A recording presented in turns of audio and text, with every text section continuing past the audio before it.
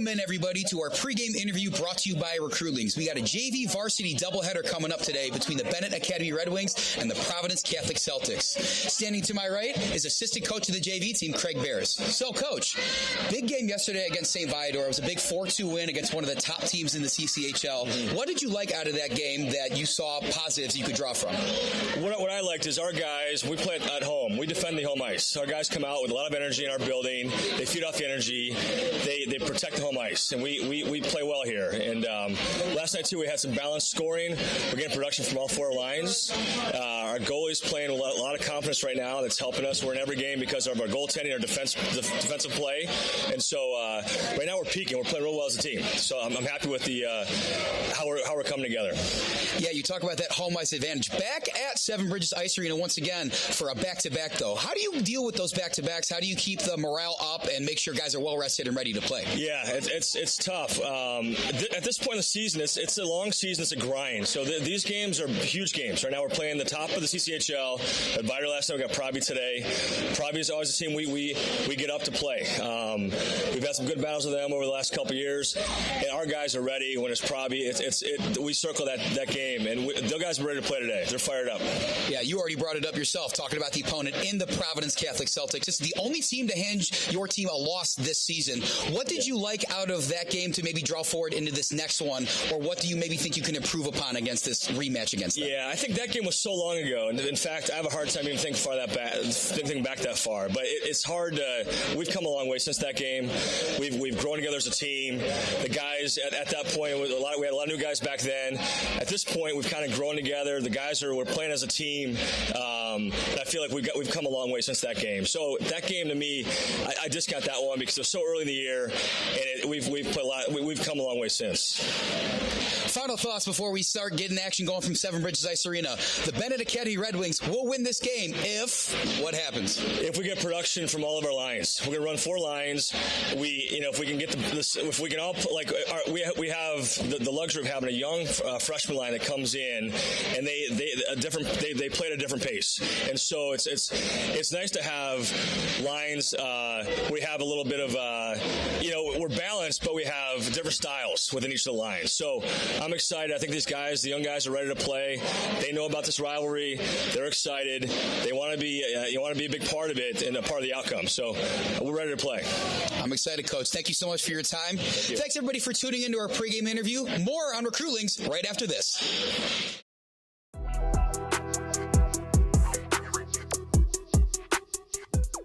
Aiden Burns, left wing, sophomore, class of 2027. Aiden McCarthy, sophomore, goalie, class of 2027. Aiden Sharp, sophomore, right wing, class of 2027. Charlie Dre, freshman, right defenseman, class of 2028. Damian Chelios, sophomore, center, class of 2027. Devin Wagner, sophomore, left defenseman, class of 2027. Finn O'Connor, sophomore, goalie, class of 2027. Glenn Hansen, sophomore, right defenseman, class of 2027. Grant Playhouse, freshman, center, class of 2028. Jack Howe, junior, defenseman, class of 2026. Jack Dosh, freshman, right wing, class of 2028. Jacob Vandervelde, sophomore, center, class of 2027. John Neboyskey, senior, defenseman, class of 2025.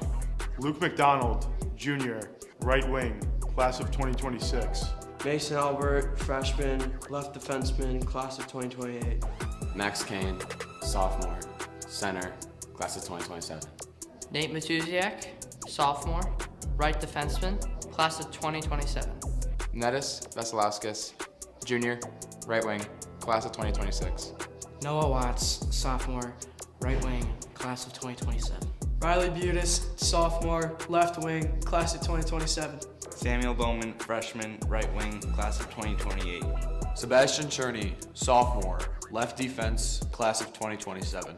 Will Talbot, freshman, left wing, class of 2028. Will Terza, sophomore, defenseman, class of 2027.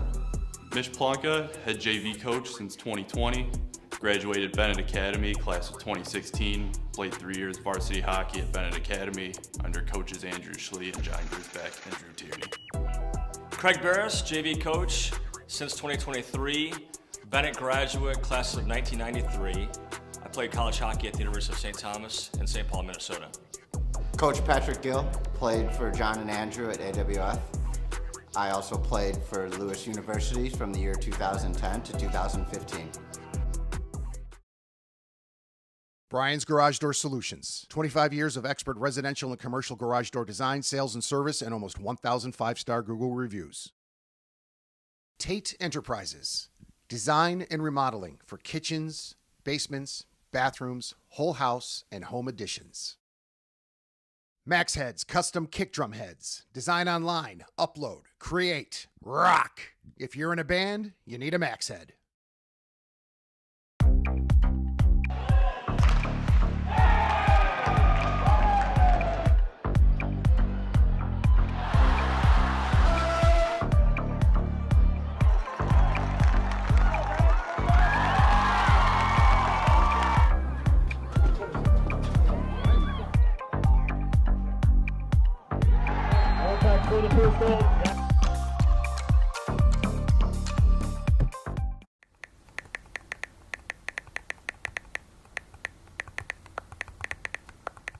Hi, my name is Brian Koehn. I am the president of Soccer 2000. We are a soccer specialty store located in Downers Grove. We specialize in servicing club uniforms and a personalized retail experience. Soccer 2000 has an exclusive team center that includes a wide variety of uniform kits to help your club choose the next kits that will make you guys look great on the field. Contact us at 630-241-9500 or find us online at soccer2000.com.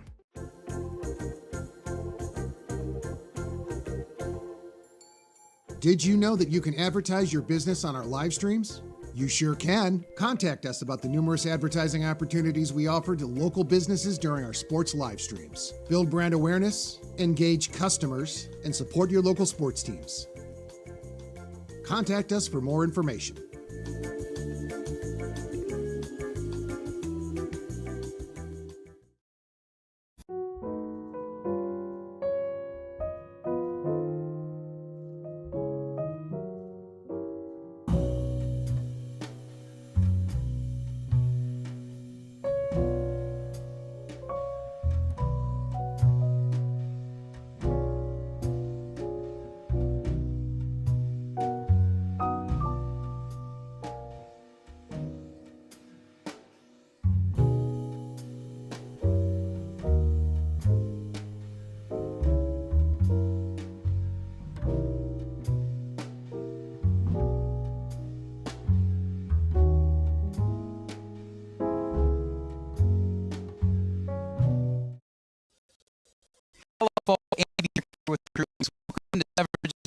The great Ernie Banks said, let's play two, and that's exactly what we're going to do today. We got a JV varsity doubleheader between the Benet Academy Red Wings and the Providence Catholic Celtics. This is a rivalry that's gone way back many years, and you're definitely in for a treat for both of these games today.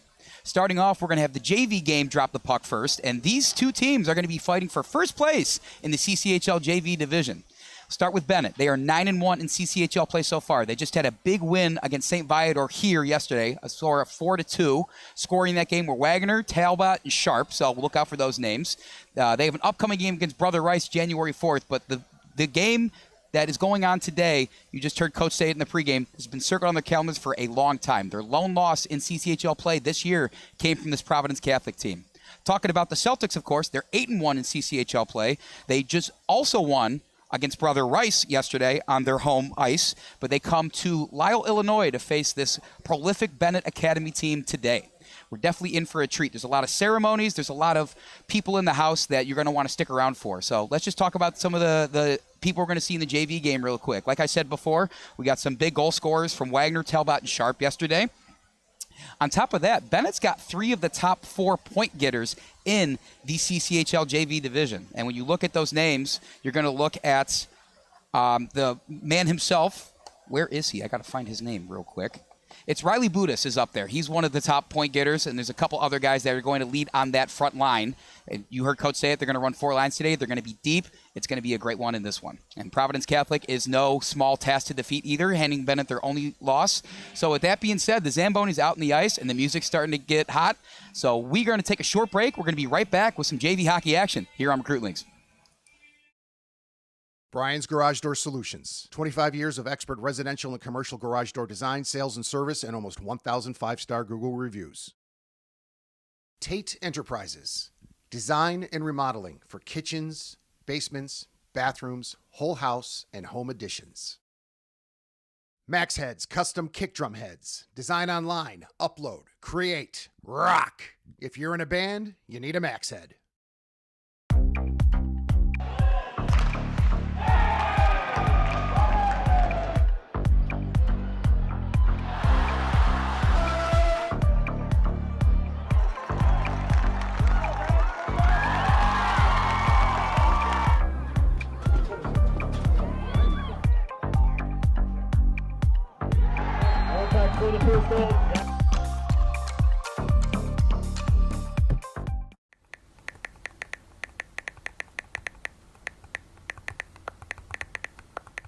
Hi, my name is Brian Koehn. I am the president of Soccer 2000. We are a soccer specialty store located in Downers Grove. We specialize in servicing club uniforms and a personalized retail experience. Soccer 2000 has an exclusive team center that includes a wide variety of uniform kits to help your club choose the next kits that will make you guys look great on the field.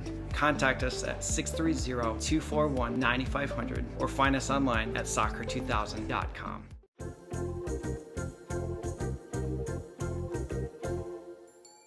Did you know that you can advertise your business on our live streams? You sure can. Contact us about the numerous advertising opportunities we offer to local businesses during our sports live streams. Build brand awareness, engage customers, and support your local sports teams. Contact us for more information.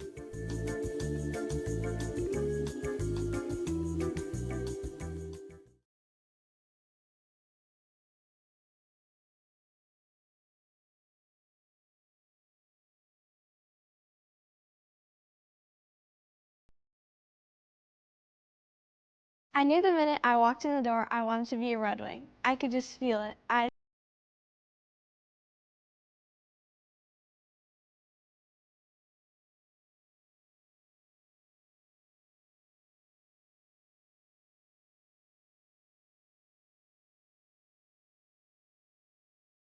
Benet. Whether it's sports, clubs, academic teams, or campus ministry, there's something for everyone. And you don't have to choose just one. Coaches and teachers are great about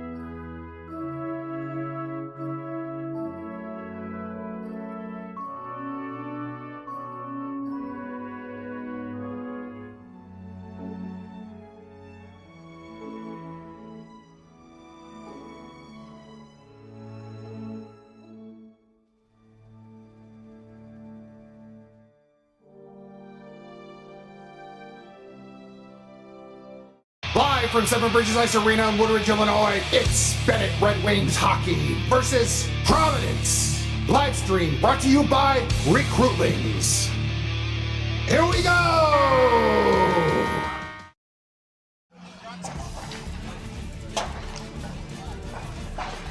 Come one, come all, the Seven Bridges Ice Arena in beautiful Lisle, Illinois. We got quite the marquee matchup for you today, folks. It is the Providence Catholic Celtics. I got really excited there. Providence Catholic Celtics versus the Benet Academy Red Wings, a junior varsity matchup that will surely go down as making big waves in the Chicago Catholic Hockey League. This is going to be a battle for first place in the CCHL. Providence Catholic adorning the white jerseys with green secondaries and black trim sit at 8-1 in Chicago Catholic Hockey League play. They have given this Benet Academy team their lone loss. Benet sits atop the standings at 9-1 in the JV division. They are led by a couple different notable names. 3 of the top 4 point scorers in the JV division are all Benet Red Wings, those being Damian Chelios, Aiden Sharp, and Ryle Butas. They are backed by their top goalie in Finn O'Connor. He has saved 94% of the shots that have came his way, and he has been a brick wall in the net for the Red Wings. Opposite them with the Celtics, again, 8-1. They have the 3rd top point getter in the CCHL. So all 4 of the top 4 most prolific players with the puck will be playing in this one. That 3rd top point getter for Providence Catholic will be Mason Brandow. He hopes to lead this potent Providence Catholic offense that is just ever so powerful on the power play. Pun was intended. Other names to watch out for the Celtics: Richard Semanis, Dylan Dement. Also in the first couple lines, playing the forward position. That'll be sure to cause havoc in the attacking zone. The Celtics are coached by head coach Chris Vandenberg. Benet is coached by Mitch Plonka, a former player for the Red Wings. Assisting Plonka on his staff, Craig Barris, who we spoke to pregame. He's class of 1993 from Benet Academy, as well as assistant coach Patrick Gill. Go ahead and read you that starting lineup for the Benet Red Wings out there on the ice right now. Left winger, number 36, Ryle Butas. A right winger, number 12, Aiden Sharp. Center, 70, the man himself, Damian Chelios. Left defenseman, number 88, John Neboyskey. At right defender, Devin Wagner, number 54. He replaces the ill Glenn Hansen, who could not start in this one. And backing them in the net, O'Connor. We lead off today's action. Benet controlling in the attacking zone. Get some bump into the board. Shot real early, and that shot's already in the net. That's a score for Benet. 14 seconds into this one. It is number 14. Excuse me, that's number 36, Ryle Butas, that put that one in the net. Wasn't able to even get through the opening before Benet already put one in the back of the net. We talk about how potent the Benet offense is, both on the JV and varsity levels, and that was a perfect display of that right there. A quick dish from the boards. Butas was waiting right in the slot, and he puts it in the back of the net. Not the start Providence Catholic wanted, but they are a team that has given Benet their only loss this year, so they will play from behind in this one. Benet, with the home crowd behind them, though, is really feeling it so far.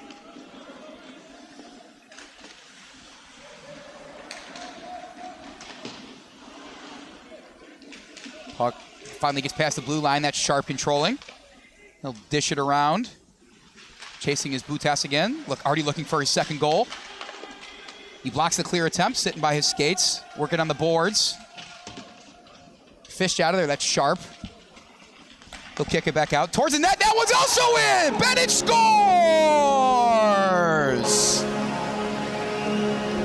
It looked like a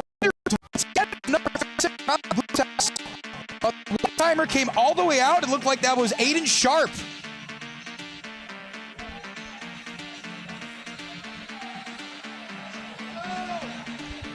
My, oh my, what a start from Seven Bridges Ice Arena. And speaking to Coach Barris pregame, he said they really wanted to try and feel the energy of the crowd and start off hot, and that's exactly what they did.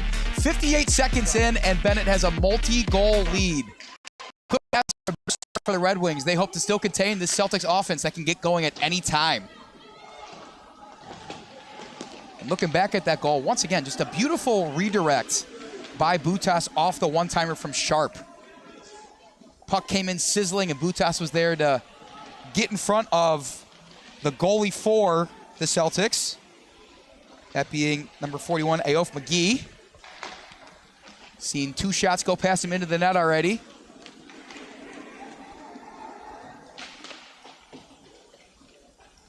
McGee has been great for the Celtics all season. In his 5 games of league play, he's only allowed about 1.1 goals per game, as a save percentage over 91%.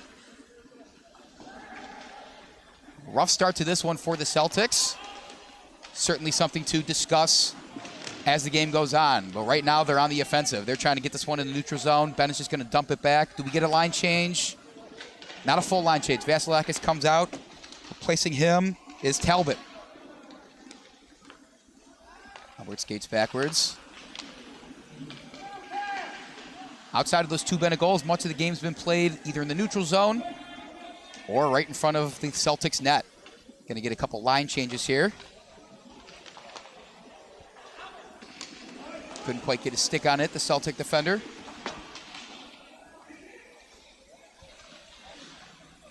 Wagner gives chase on his forecheck. Playing off the boards. Hand goes up from the referee. Let's see what we have here.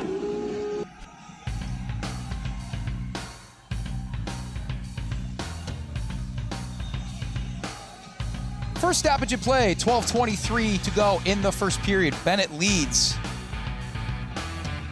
2-0. Going to look at some of our live stats provided by Cchl.us. Both goals are credited to Riley Butas. He looks to go for the hat trick really on in this one. Hat trick in the first period. Shot by Butas goes wide. And he's going to stand in front of the net and look for another opportunity. That puck's flicked out.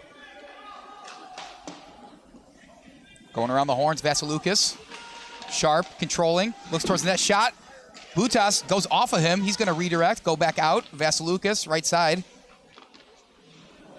That puck does fly past the blue line. Bennett's going to have to get back, and they control this one.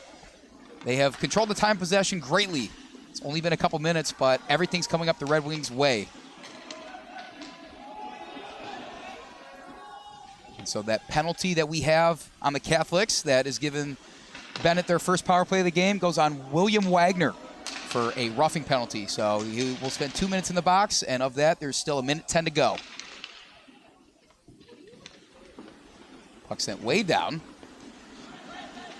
Butas once again controlling it. He's had his name all over the ice tonight.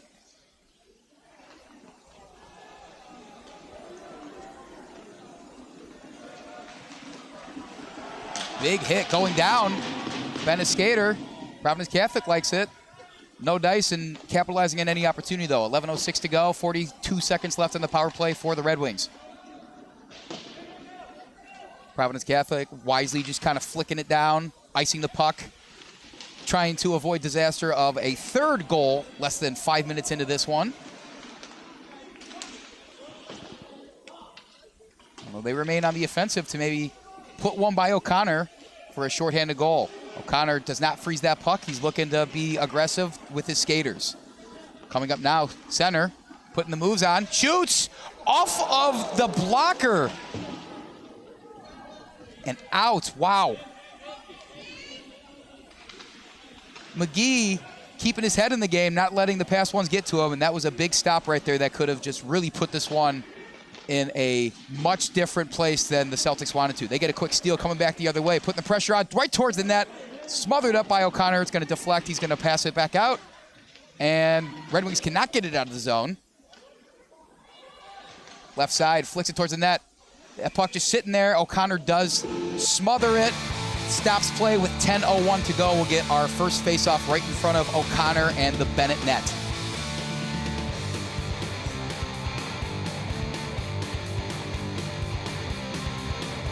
Looking back on those goals from Butas, assists credited on the first one to both Damian Chelios and Aiden Sharp. So the top three of Bennett's point getters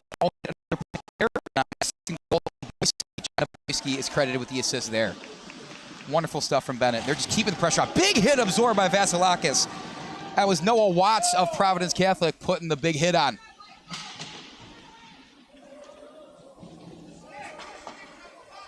Some dilly-dallying going on the boards right in front of us.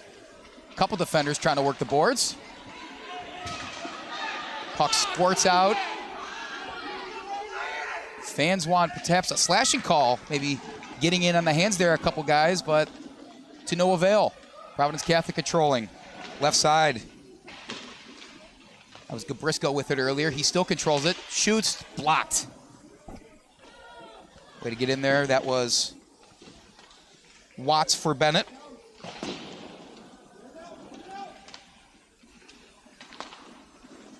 Back gets to Benet's zone. Celtic defenders are there first, however. Peterson got to it. Piano. Kind of slicing. Two Benet defenders are there to meet him. Wrap around the Benet net. Benet's going to want to hold on to this multi-goal lead, needless to say. They're going to do it by probably continuing to play their game. If the aggression's working, you're able to rack up goals early. It's going to demoralize this Providence Catholic team, who is a great team in their own right. But when you have a multi-goal lead in front of your home fans and the energy's all going towards you, it's a great sign for things to come. Providence Catholic, they're going to wrap around, perhaps a wraparound opportunity. That shot goes way back out past the blue line. Celtics will have to get back before trying another opportunity. Kuskowski back out. Brandel played it on the boards. That's the guy to watch out for the Celtics. He's a leading point getter. Here we go. Towards the net. In the slot. Towards it. Not quite. Sharp had a backhand opportunity. Got flicked right towards the defender. We have a hand up from the referee. Going to get another call. It appears we have another skater heading to the box. Who's it going to be, and what is the sin?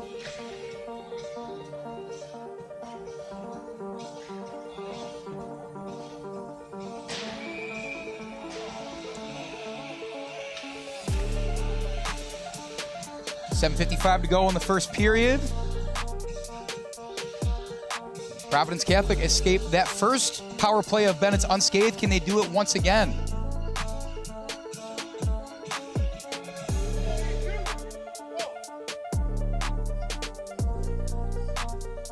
And it appears we have a scoreboard malfunction. The only thing left on the scoreboard right now is the time left to go in the game. It is a weekend. I can't fault the scoreboard for wanting to take a day off. We will remind the folks at home, it is 2-0 in favor of Benet. If the scoreboard doesn't say it, I guess we'll, at least our scoreboard says it. And we'll take some time to assess the situation and see what's going on. Take this time to update you in some action in some other sports. For any college football fans out there, the college football playoff continues on today. Already, Penn State defeated SMU by a score of 38-10. They move on. I believe they will play Arizona State. And we have a great choice by music operator of playing the Jeopardy theme song. Here's our scoreboard. Perfect timing.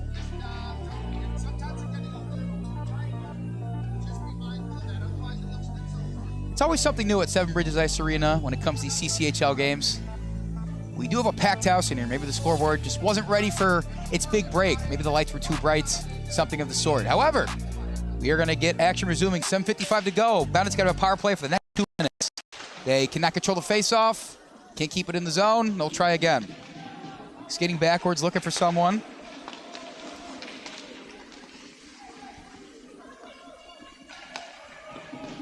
Rogers just flicks it down towards the other end. O'Connor's going to grab it and let Albert take it the other way.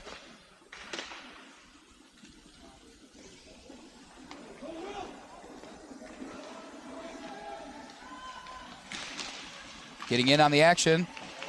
Talbot trying to poke it out. Rogers again. Still controlled by Benet. Right side, working it back to the center. It's going to go right by the goalie in. Once again, there goes McGee.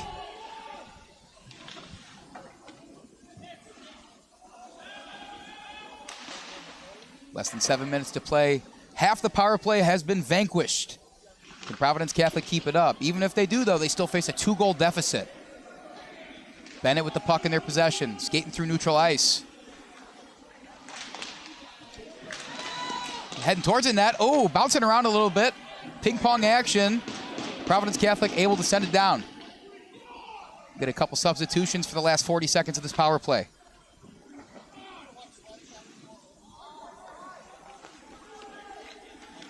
Brandon finds his teammate in Sharp.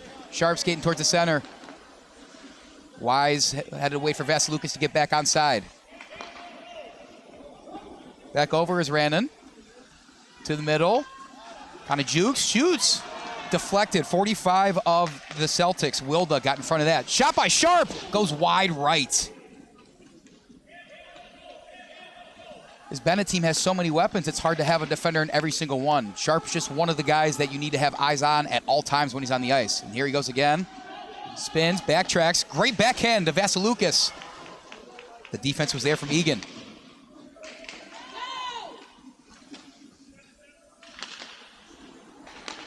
Benet power play comes to a close.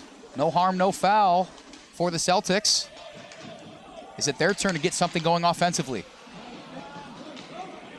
Up ahead, Vasilukas, he's got an opportunity. Here we go.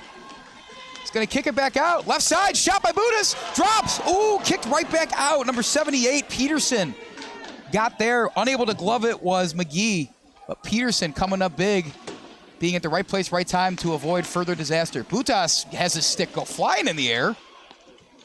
Might be the furthest I've seen a stick fly in a long time. Bouncing off the boards. Satch looks ahead, no one's home. Puck goes way up, almost hits me in the face. Satch behind the net, less than 5 minutes to go. Nothing scoring going other than those first 2 goals in the first 58 seconds, both by Riley Budas and this Benet Red Wing team. Wagner, left side. Absorbs a hit. Pucks flows for a little bit. In the slot, Benet got a little too eager, a little too quickly. Junior Luke McDonald maybe grabbed that one too soon. It appears it will be an offside call.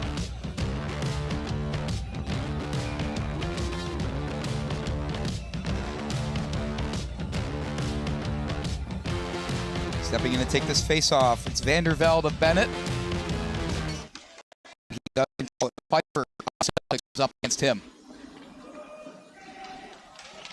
Couldn't quite grab that pass, was Vandervelde.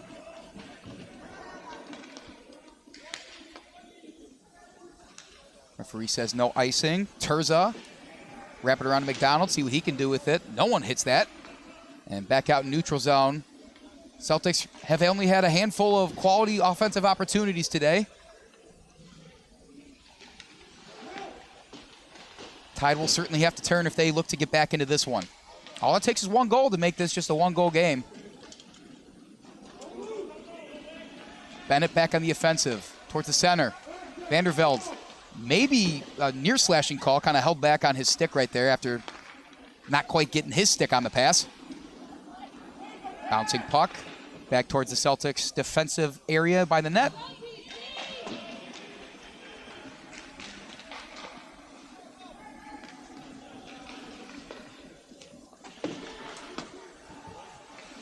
Under 3.5 to go out of this 15-minute first period. Just flick down. Trying to get something going is Talbot. He comes in fast. Almost grabs it on the forecheck from Satch. Talbot looking for a cutting man. Intercepted and taken the other way. Quickly stolen back by the Red Wings defense. Kuskowski tries to dump it up ahead, and there's a skater for the Celtics. He's got an opportunity, shoots. That one's in the net. Celtics score.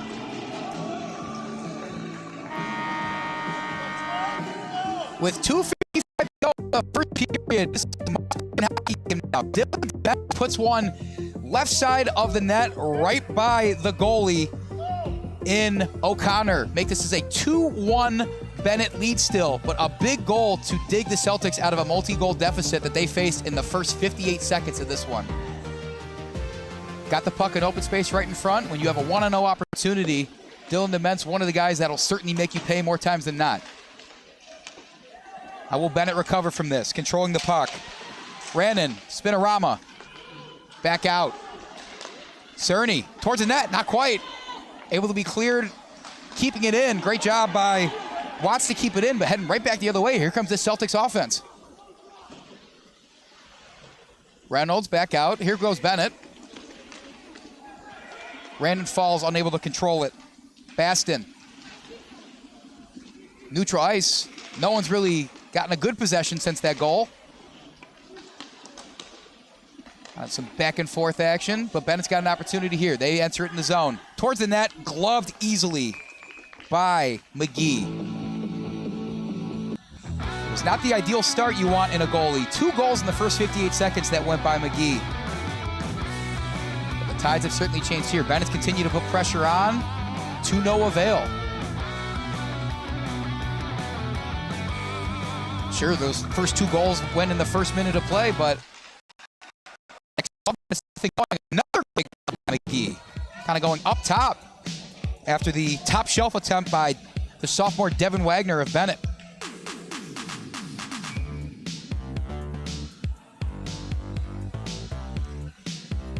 Another faceoff coming for the Red Wings. Chelios able to control it, winning that one was Nowak of the Celtics. They got a 2-on-1 opportunity though. Towards the net, ooh, just goes wide, unable to get his stick on it, 45. That was Cameron Wilda of the Celtics. Puck sliding back towards the other end. Can Chelios catch up to it? Does put the pressure on. Coming up victorious with the puck is Nowak. Just under a minute and a half to go in the first period. 2-1, Benet leads. Their 2 quick goals set the tone in this one, but the Celtics responded with a goal in the late first. Back towards the center. Chelios. A couple dangerous skaters of Benet. Chelios is probably the most dangerous in his own right. Leads the league in total points for his team. Oh, shot towards the net goes wide. Neboyskey. And the Celtics will get one last line change before this first period is up. A packed house here at Seven Bridges Ice Arena. Keep in mind, we got a whole varsity game after this, but this JV game, you can just sense the tension going on already. This is a rivalry that spans generations, and when the game is for the first place position in the division, just adds more fuel to the fire.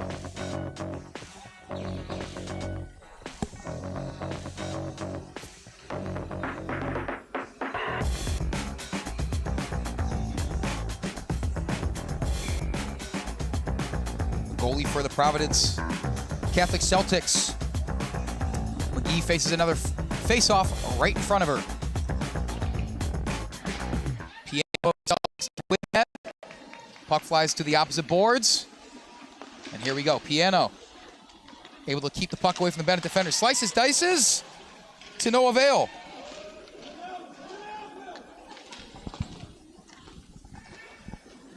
Benet just sends it back down, absorbing another big hit. It's a couple that he's had to take. Nadas Vasilakis.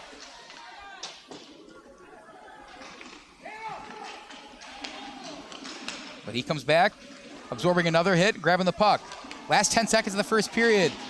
Can one team put an absolute stunner in the back of the net? Nice toe drag, goes a bit too far out of reach for number 14. That was Mercer of the Celtics. The horn sounds. An action-packed first period comes to a close. Your score right now, Benet Academy 2, Providence Catholic 1.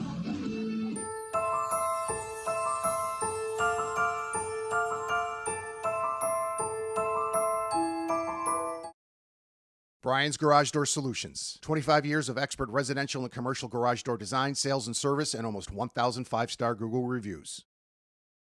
Tate Enterprises. Design and remodeling for kitchens, basements, bathrooms, whole house, and home additions. Max Heads Custom Kick Drum Heads. Design online, upload, create, rock. If you're in a band, you need a Max Head.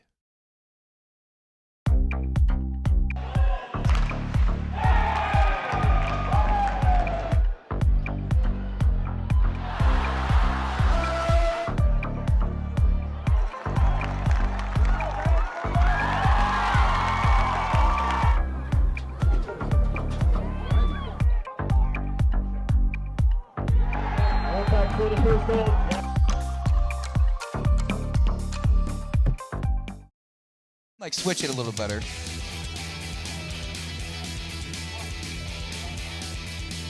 Welcome back to Seven Bridges Ice Arena for this rivalry JV CCHL action. However many tags you want to throw on it, it's a great hockey game we have in front of us already, folks.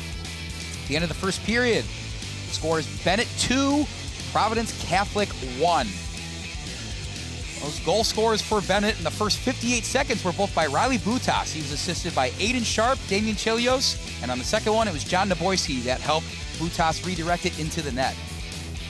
A couple Providence Catholic penalties did not provide any more goals for Benet, and they struck back with a goal late in the first period from Dylan Dement. He got an opportunity in transition right in front of the net. He was assisted by Richard Samanis.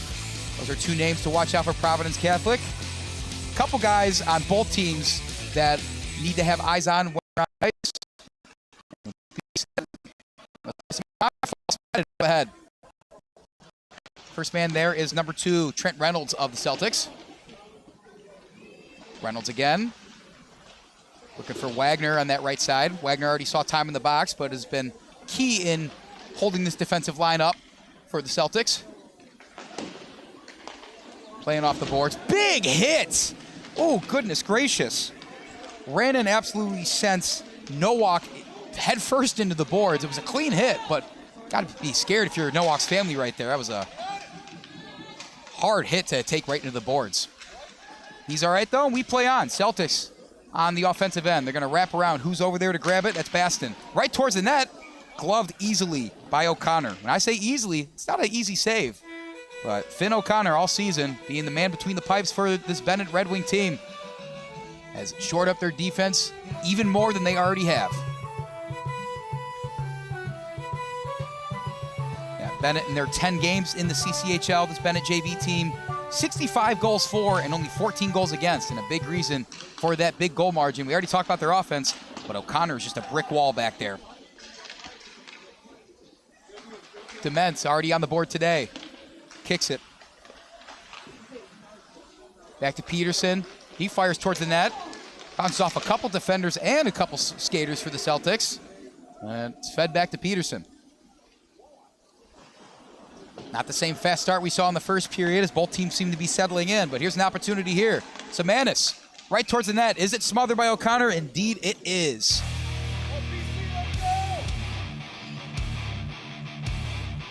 Samanis with a point on the day already. Got assist to Dement late in that first period.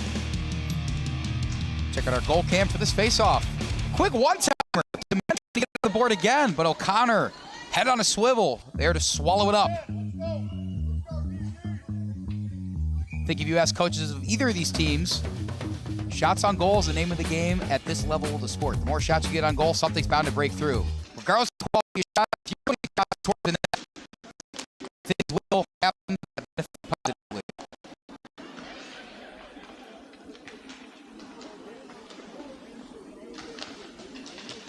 Some neutral zone action. Back out, Providence Catholic. Opportunity here, left side shot. Deflected. Great job, O'Connor getting the shin guard on it. Terza defending. PC kicks it back out. Towards the goal. Think it went high. O'Connor still might have gotten the stick on it just in case. Trying to get it out, Terza. Spin action on the boards. Dement. Terza middle, intercepted shot. O'Connor with a brilliant glove save. That puck was probably coming in at 1,000 miles an hour. O'Connor unfazed. Scary situation there for Benet where a pass gets intercepted directly in the middle of the slot in your own defending zone.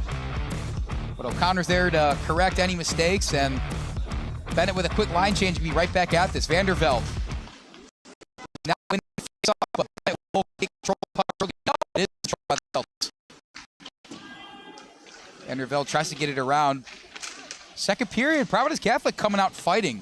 Seemed that the Red Wings were in great control of the puck in that first period, but Celtics got time possession right now.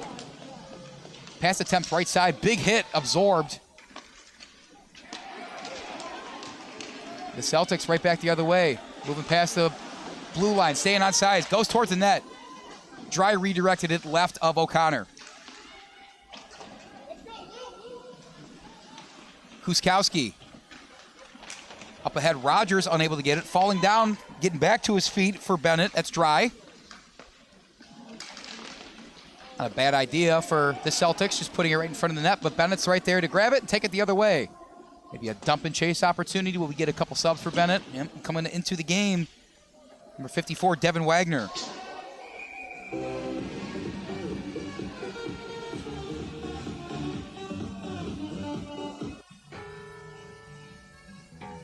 $11:43 to go in the second period. Just want to thank everybody again for being here for our doubleheader today. This is the JV matchup between Benet and Providence Catholic, and coming up shortly after action wraps in this one is the varsity matchup between the two squads. Benet Varsity, of course, is still undefeated in the CCHL. Providence Catholic sitting at fifth.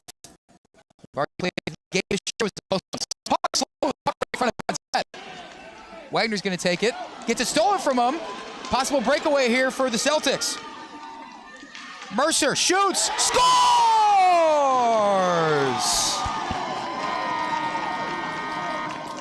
Nikolas Mercer, a breakaway opportunity, 1-on-0, and as great as Finn O'Connor is and has been, it's hard to stop that time and time again. The equalizer comes from number 14, Nikolas Mercer.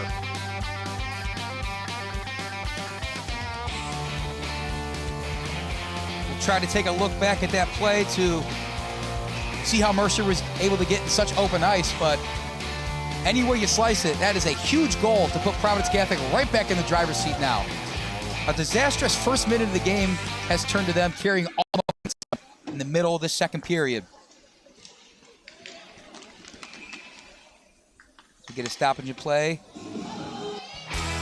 Mercer just a great job poking it away. A slow-moving puck in Bennett's attacking zone led right to an opportunity other end of the ice for Mercer and the Celtics. Took it himself, went over the right shoulder of Finn O'Connor, and it has his team in a great position. Up in the air, Bowman will send it right into the stands. Nearly a one-handed snag by somebody sitting in the bleachers. But an even better toss back to the referee.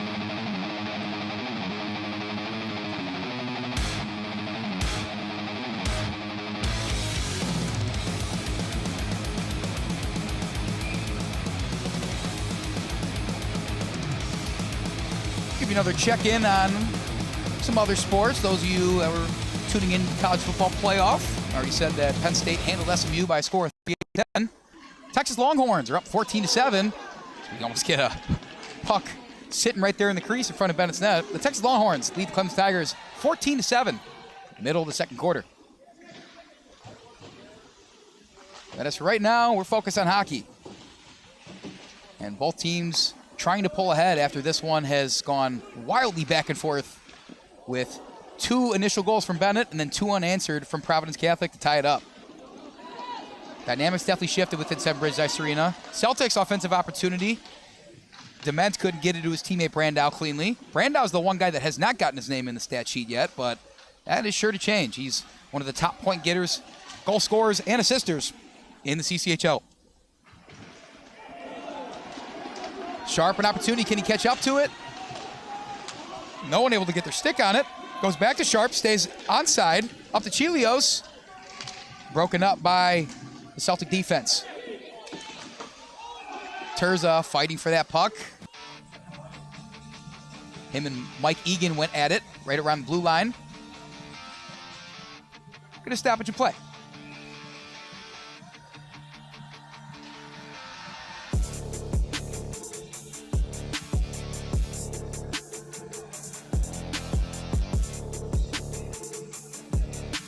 Vanderveld for Benet takes the face off. Lining up across the rim is Lucas Nowak, and Nowak wins it easily. A 1-on-0 opportunity the other end. It's the Celtics out to the left. Up ahead though, Bennett's got to stay onside. And they do not stay onside. It was admirable effort on being aggressive on that forecheck there. Sophomore Max Koehn, maybe a bit too ambitious. Almost no such thing in hockey being a bit too ambitious. Vanderveld steps in once again. It's going to be Nowak across from him. This time Vanderveld comes out victorious in the second period. Still a score of 2-2.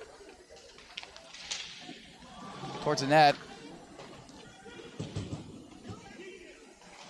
McGee, not a lot on her plate so far in the second period. Had a couple gloves late in the first that were magnificent, but so far not earning as much of a keep.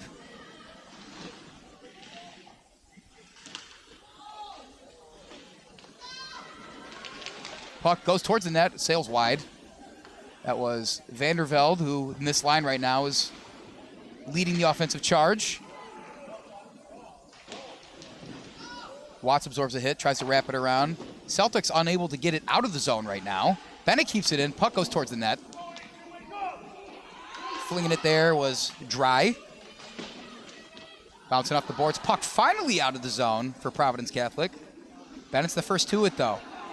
Can they control it? Here's an opportunity for the Celtics. Slow moving puck. O'Connor able to stop the 5-hole opportunity. Just swallows it up there. O'Connor not fazed by that top shelf goal previously. Stayed ready for whatever opportunity and wherever that puck went. Keeps this game tied at 2 apiece.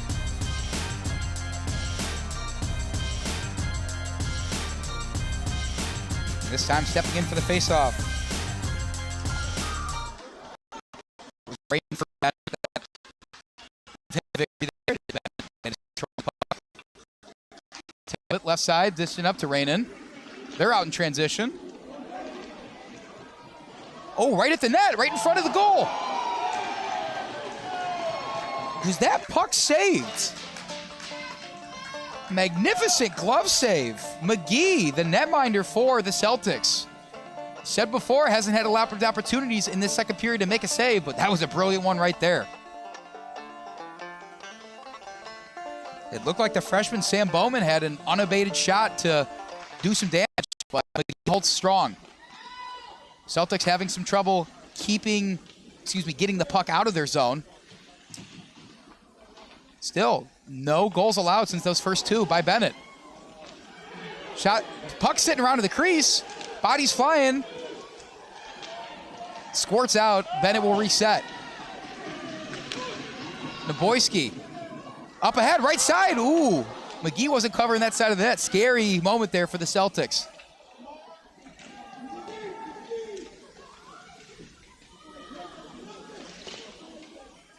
Some dilly-dallying going on behind the net. McGee's got to keep the head on a swivel. And Celtics choosing just to ice this one, it appears.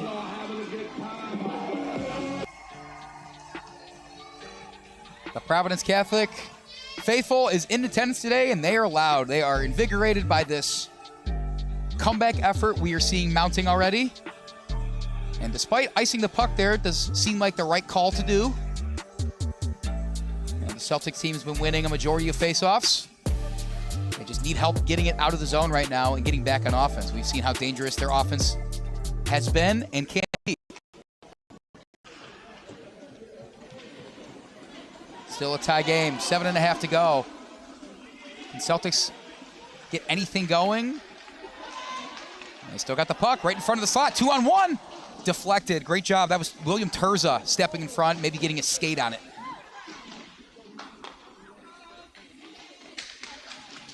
Piano had it, he's gonna try and wrap around, opposite side. Mercer can't get to it before a Benet skater does. Sharp, Butas. He's got 2 goals in the game. You know he's thinking about a hat trick.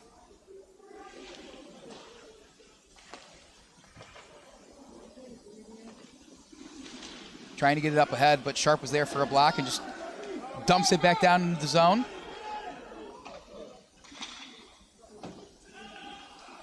And nobody's home for the Celtics. Back to Benet. Can they get an opportunity going? Sharp had a lane. The Celtics defense has certainly shored up and been very aggressive, getting in on the hands early.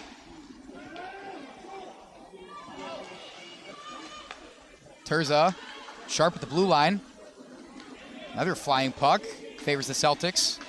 And they'll just dump it down over towards O'Connor.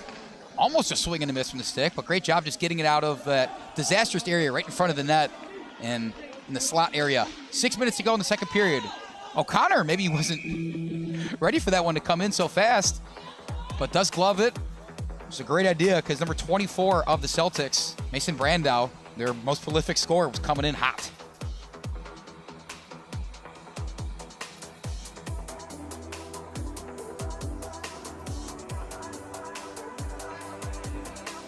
Checking in on the professional hockey team in the city of Chicago. Chicago Blackhawks, who sit at 12-19-2, travel to Calgary to take the Flames on today. And the second game is 2-0 in favor of the Flames. Can we get Connor Bedard some help, people? Not asking for much. Meanwhile, stolen away. Noah Watts back in the game. Pass flung over Samanis.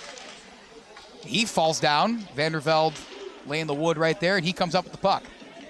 Skating past the blue line up ahead. There's his teammate Vasilakis.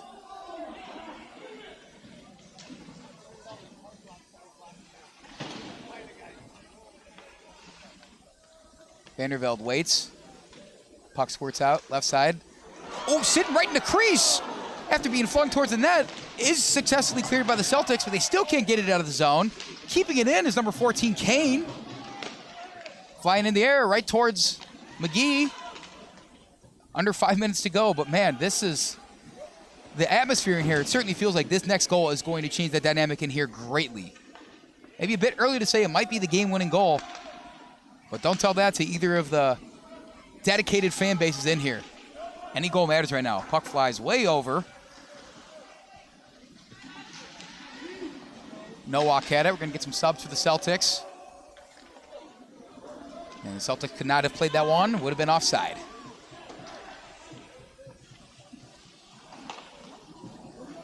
And Vasilakis will sub out. Coming back in for him, the freshman William Tabbitt.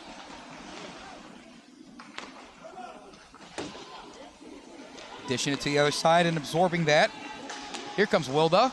Over in the middle. Stolen away by the tandem of Wagner and Talbot. Bennett towards the goal. Wide left.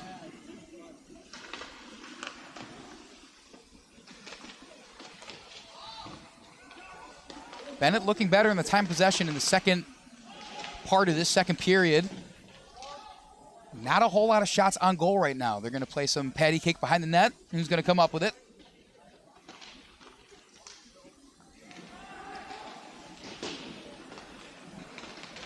Swing and a miss on the one-timer from Neboyskey. He gets it back, dishes it back, stolen away. The Celtics, that's Nowak. Defense was there. Way to be from Devin Wagner and Neboyskey in getting back there and preventing disaster. Dangerous pass right in the slot. Shot goes right towards O'Connor, able to swallow it up, and maybe kind of a late swipe at the puck and right towards O'Connor's glove right there. O'Connor not happy about it. Swiping at him late was Braden Rogers of the Celtics. Red Wing skaters clearly upset about it. O'Connor's going to go over and say something to the referee. Does not look like there's a call on the ice right now. No love lost between these two longtime rivals. You didn't need me to tell you that. I think the game's speaking for itself right now. 2-2 game. 3 minutes, 15 seconds in the second period.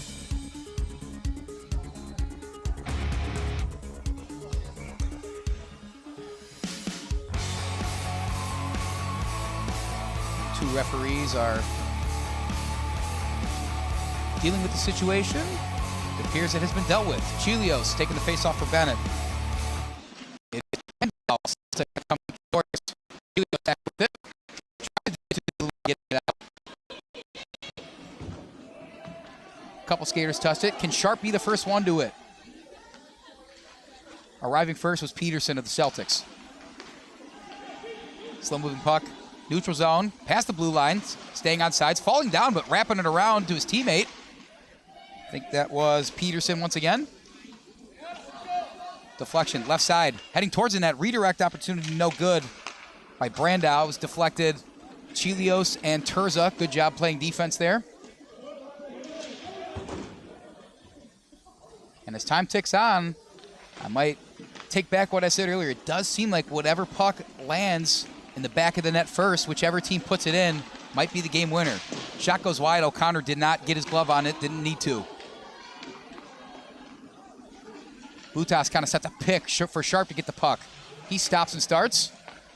Over to his buddy Terza. Terza towards the net, goes high and wide.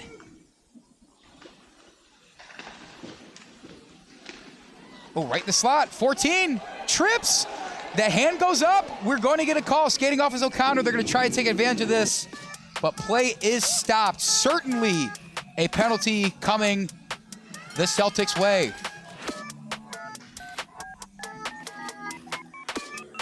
This will be the third penalty against the Celtics, giving Benet a power play.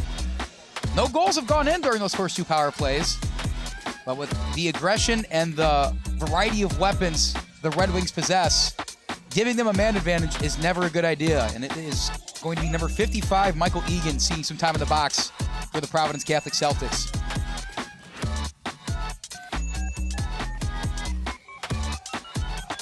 Figure it'll be a tripping call, and the CCHL live stats confirm. It's a tripping minor for 2 minutes for Egan.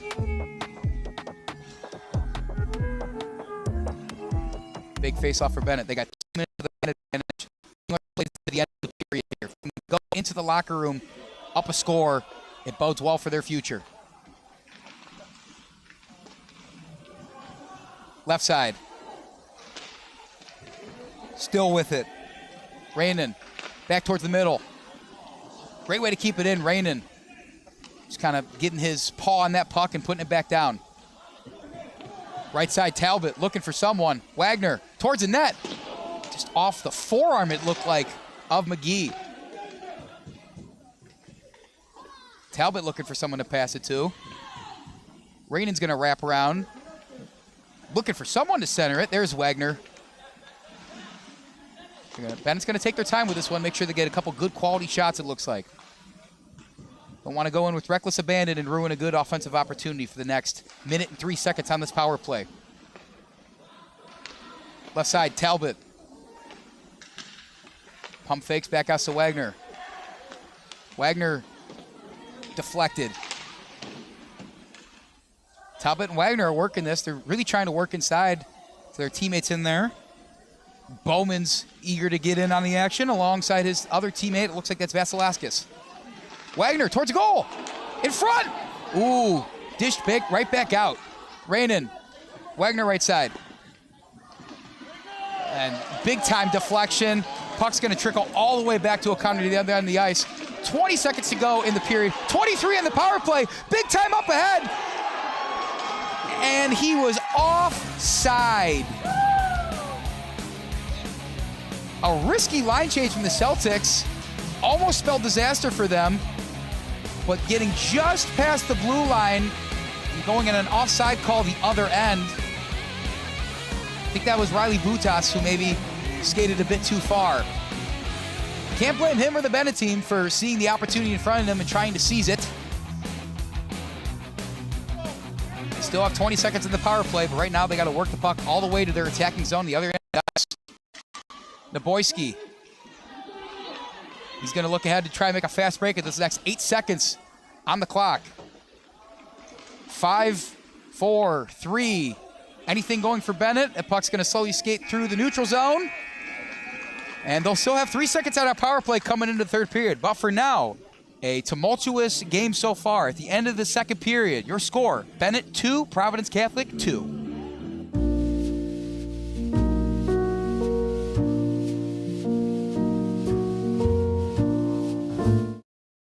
Brian's Garage Door Solutions. 25 years of expert residential and commercial garage door design, sales, and service, and almost 1,000 5-star Google reviews.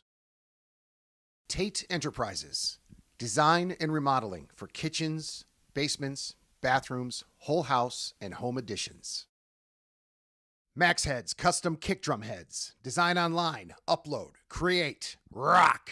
If you're in a band, you need a Max Head.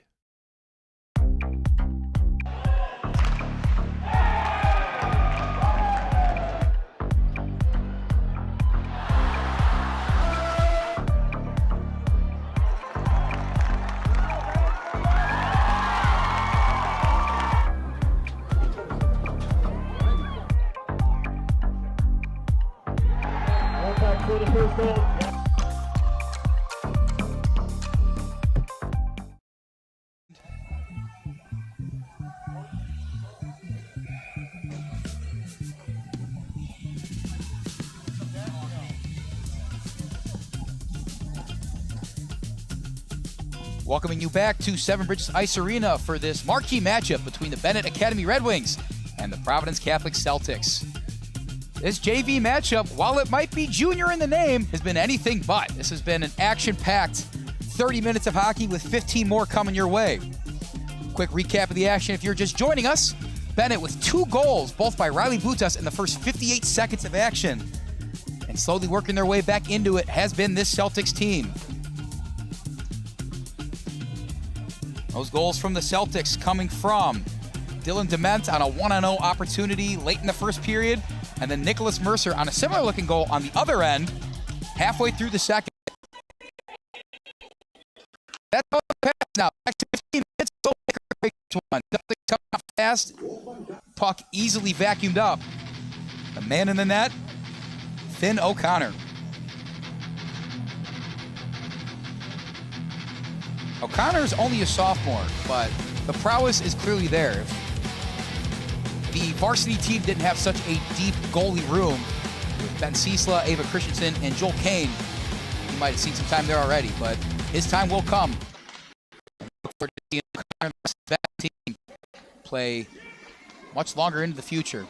Meanwhile, puck hitting on the boards. I don't know if the players know what happened. I think we had a puck fly out of play, and we did.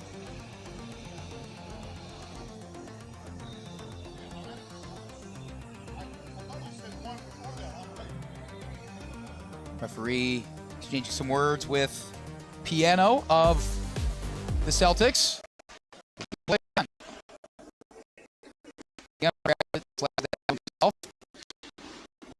Puck hit off of somebody, and Piano's got an opportunity. One defender between him and the net. He shoots.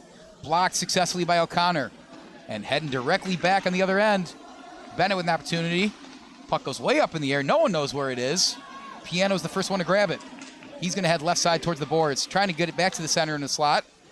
Leaves it for his teammate left side. Kind of a puck just lobbed towards the net. O'Connor says, thank you very much. I'll be taking that.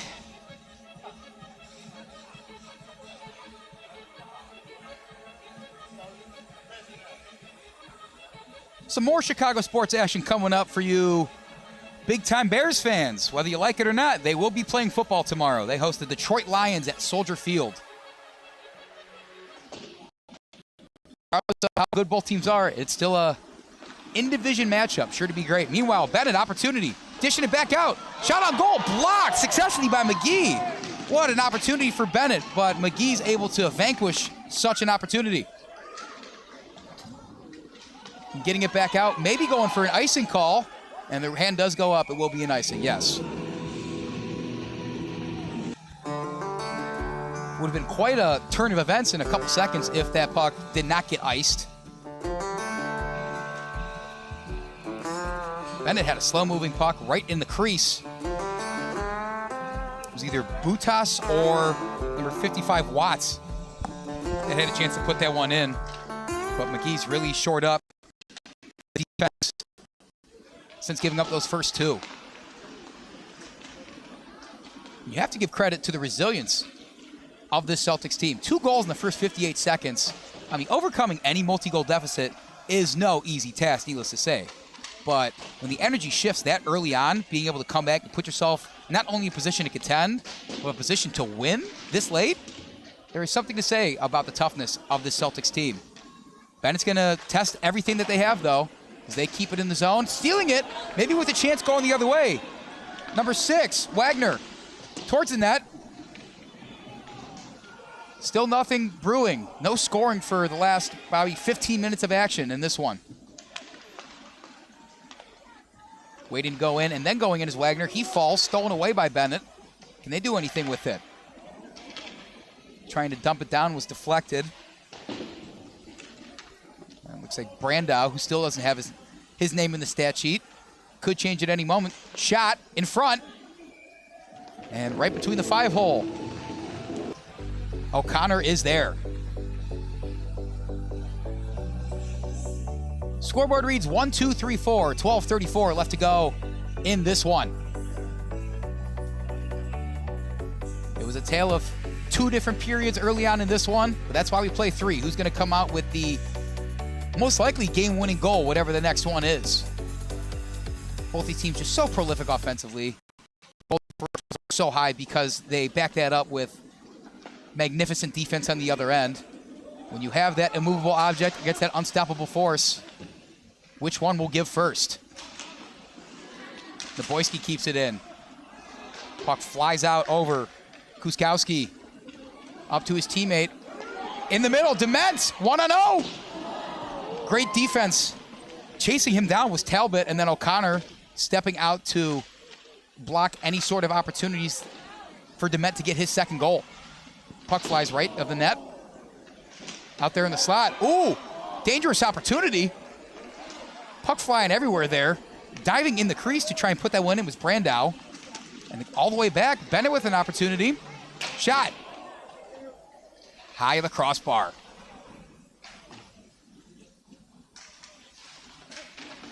Bowman and Rainin in tandem, trying to get it off the boards. Celtics dish it out, back in the neutral zone. Slowly skating back, waiting the opportunity. Talbot fires it. McGee's there. McGee will wait for the skaters to come collect it, and they're going back on the left side. Up the boards to the point of attack. Bennett's right there.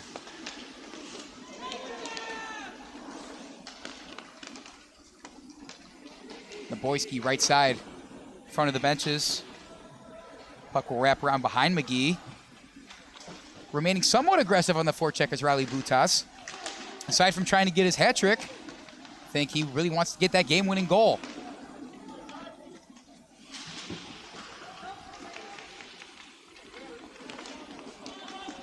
Past the center line, into the zone. They do stay onside. Swing and a miss from the Celtics. Unable to get to his feet. O'Connor dives for that one and is able to successfully freeze it. Will get a face-off in Bennett's defending zone.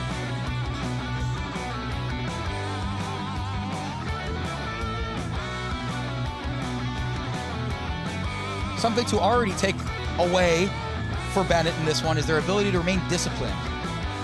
Not a whole lot of penalties for them, which is great, seeing that how prolific this Celtics offense is on the power play. They have a league-leading 9 power play goals so far this season.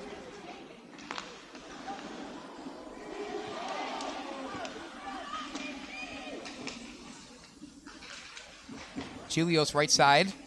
Does he get his stick on it? Not quite. A lot of back-and-forth action in this third period. No one really controlling the puck for more than a couple seconds at a time.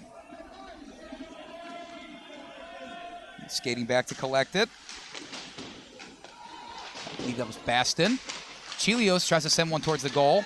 Sharp was trying to collect it. Got double-teamed by 44 and 45, Piano and Wilda of Providence Catholic.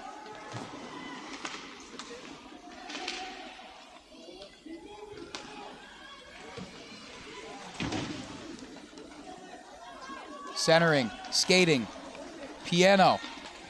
1-on-2. Got it under the legs of Mason Albert, but that's about all he got. Albert was able to successfully stop. Damian Chelios kind of going 1-on-3 about his own backhand, just goes high. Ooh, flurry of moves, magnificent work with the puck from Chelios there. It's why he's the top point getter in the league. We do have a hand up from the referee, and we're going to get a call shortly. We see McGee skate off the ice for a potential man advantage, taking advantage of the delayed penalty call. However, puck throws him by O'Connor on the other end, and we'll see what the call is. I just talked about Bennett remaining out of the box and how good of a thing that is for them and not letting the Celtic power play offense get into a groove. But we're going to see 2 minutes. Damian Chelios entering the box. 2 minutes will be tough for this Bennett defense. But they've stood firm for a majority of this game. There's 9:10 remaining, so even if they do let up a goal here, still a lot of opportunity to tie this one up and maybe even put themselves ahead. Face off. Controlled by PC.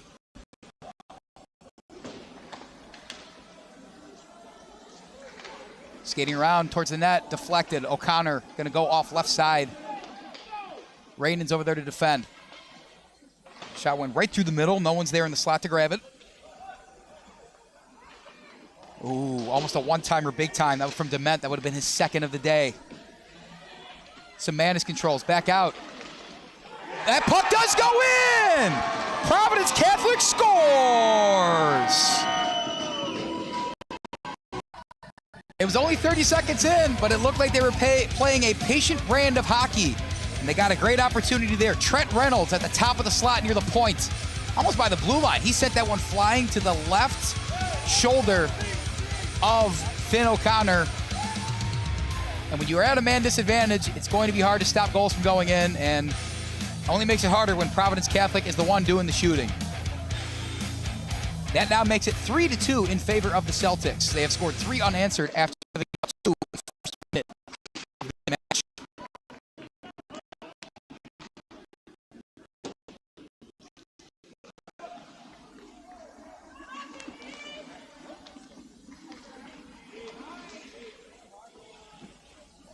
We'll take a look at the CCHL live stats to make sure that is who was credited. And it appears that goal was redirected. It appeared to me that it was directly off the stick of Trent Reynolds, but Richard Semanis, another one of the key players in the Celtics offense, is credited with the goal. He was assisted by the previously mentioned Reynolds and Mason Brandow finally get his name on the board, as we thought might happen. Benet keeping in the zone. They're going to remain relentless with anything they can do right now. And many of the fans behind me saying that the net is off, and it is. Referee blowing it dead to go ahead and fix that net.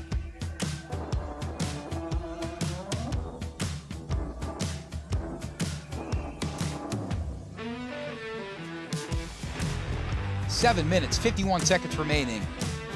A back and forth action currently favors the Providence Catholic Celtics, traveling all the way to Lyle, Illinois to take on their longtime rival in the Benet Red Wings. Standing in the faceoff circle, Vandervelde will win it.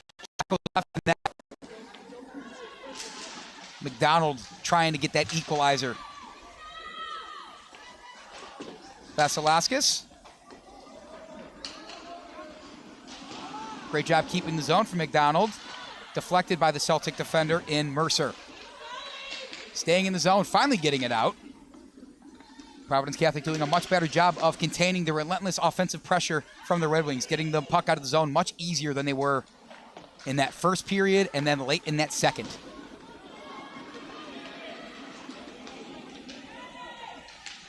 Fast skaters on both teams. That's why we've had so many breakaway opportunities today. 55 Egan controls, sizes up the defense. Redirect and a deflect. Keeps it in. Almost deflected off the man sitting down. That was Nick Mercer again.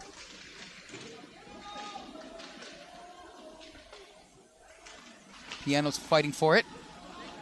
Puck goes way up and out. Goes directly off the chest of O'Connor. A great opportunity for the Celtics, though. It's going to be tough to get anything by O'Connor, though. Get a line change for both teams.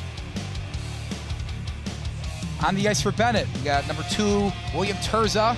Damian Chilios re-enters. Riley Butas, the lone goal scorer for Benet with both of the goals you see on the board there. Flanking him will be the sophomore Devin Wagner. And lastly, Aiden Sharp joins him on the ice. Face off, puck going way up high. That puck was going to go way over the crossbar. O'Connor chooses to glove it.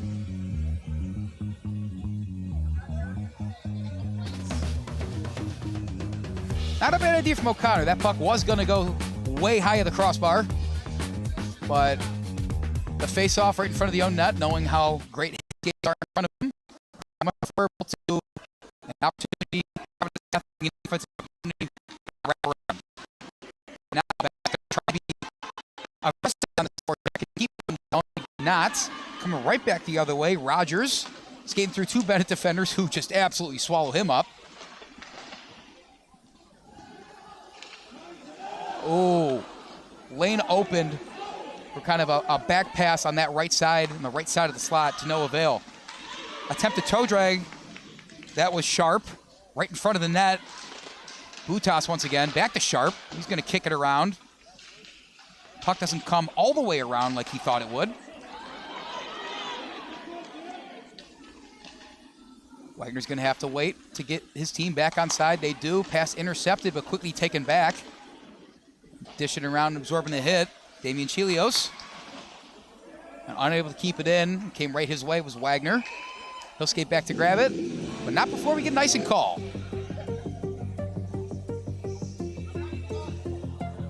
Could be a bit early to start thinking about this, but certainly Mitch Plonka and his coaching staff have a decision to make. 5.5 minutes to go. You're down a goal in a key game vying for the first place position in the JV division of CCHL.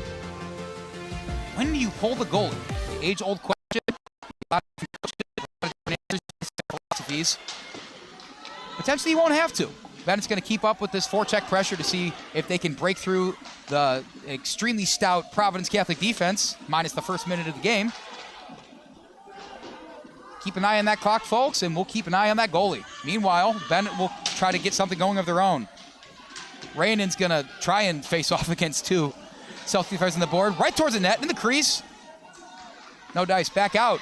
Talbot's in the slot. That puck's taken from him. Watts, great job keeping it in. Terza right side.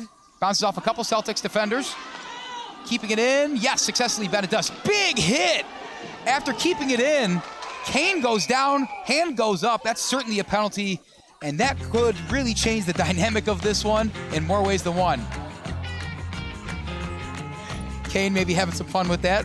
Absorbed the big hit, stayed down, waited until the penalty was called, popped right back to his feet and skated to the bench. Almost positive we're going to see a penalty on the Providence Catholic Celtics.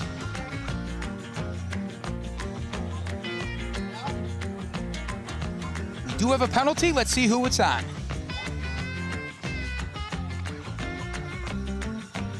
Referees may be discussing this one. It was a big hit. It was a big hit. Don't know if it's grounds for a 5 or 10 minute major, but the CCHL live stats tell us that William Wagner is going to get 2 minutes for contact to the head.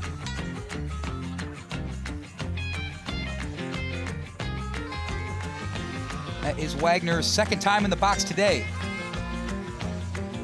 And this time it comes at a huge time. 4:43 left to go, 2 minutes of which will be played with a man advantage for Bennett. They got one of their best lines on the ice, some of their most prolific scorers. Butas, Sharp, Chelios taking the face off. Control, they're going to get it right in the zone and go to work.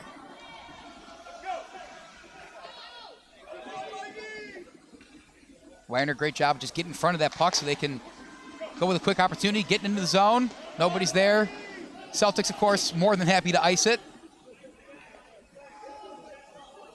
I think we'll see a patient Bennett team like we did on their last power play.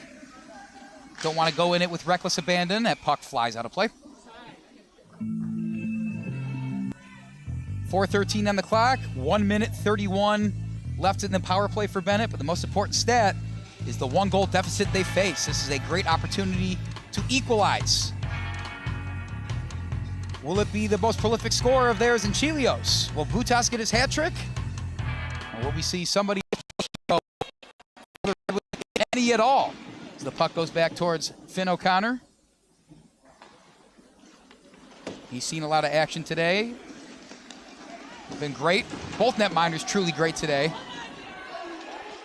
I think at this level, you are just happy to get some of those key saves when the defense tends to break down, as it often does. If the score holds, I think both coaches, teams, fans, very happy with their team's performances. These are two of the best teams in this JV division of the CCHL. And you're within 1 goal. It's a pretty good game regardless. Staying onside. Fans want a slashing call or a trip. No such call. Wrapping it around, but Butas is going to be there for Bennett. Can't keep it in the zone. Still have half a minute in the power play. A quick line change from the Celtics. Sharp towards the net. It was right off a defender. That was Reynolds off his shoulder. Vasilevskis is behind the net. No one's front in the slot. Sharp controls it. Butas skates to it.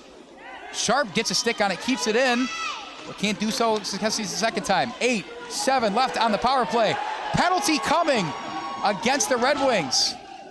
Looks like it's going to be on number 88, John Neboyskey.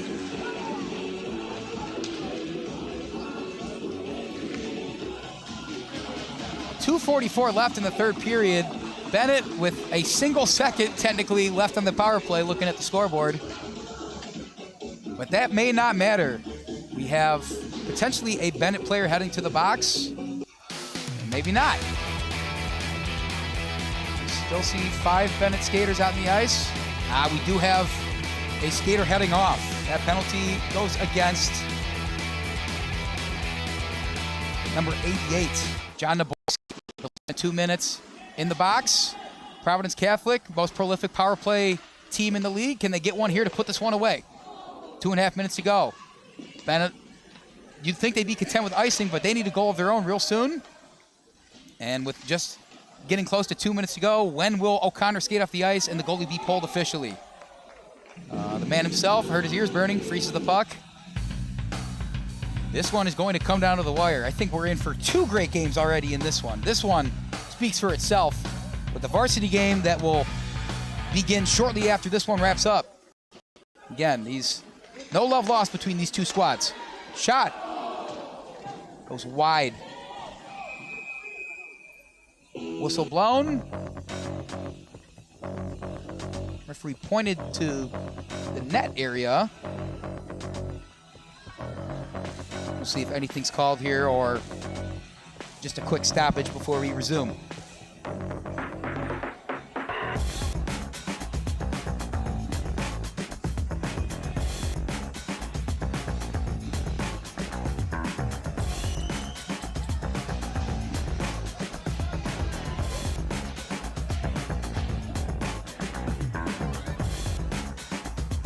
I only see 3 skaters on the ice. It's just been added to the scoreboard. 5-on-3 in favor of the Celtics. We have 2 players in the penalty box for the Red Wings. Not a situation, down a goal right now. Can Benet somehow get a shorthanded goal to equalize this one and pull off this miracle? 2 minutes left to play. Over a minute left on 5-on-3 hockey. The Red Wings need to muster anything they can right now on the offensive end. But the Celtics making it hard to even get it out of the zone. Great save by O'Connor. That shot on the right side by Kuskowski went directly off of his shin guard. No doubt that O'Connor has earned his keep today, as many of the Benet players have. This prolific Providence Catholic offense is hard for anybody to stop. Let's talk about pulling the goalie before. Can you pull the goalie if you're unable to get it out of your zone on 5-on-3? Short answer is no. You got to see some sort of offensive output before you even consider getting O'Connor off the ice and putting an extra skater out there. Pass opportunity to the center went wide. And Benet now does have an opportunity. Skating through the neutral zone past the blue line is Sharp. He's got a 1-on-4 he's facing right now. And the Celtics come up big. 1 minute 15. And they can maybe put a bow on this one with 1 extra goal. And they do! Right on cue, number 12, Dylan Dement ices this one in favor of the Celtics. They get a 4-2 game with 1 minute, 11 seconds remaining.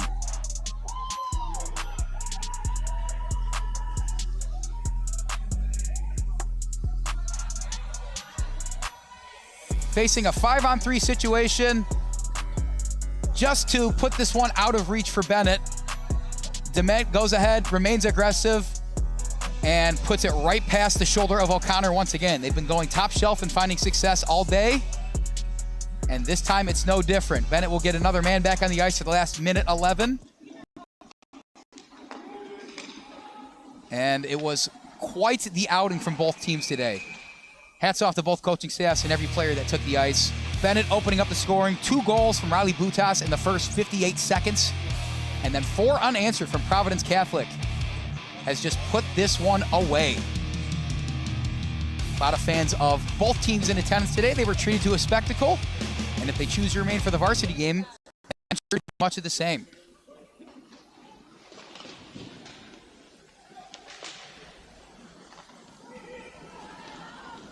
Well, Benet skates through the neutral zone, trying to get something going. Goal scorers for Providence Catholic today. Dylan Dements with a late in the first period.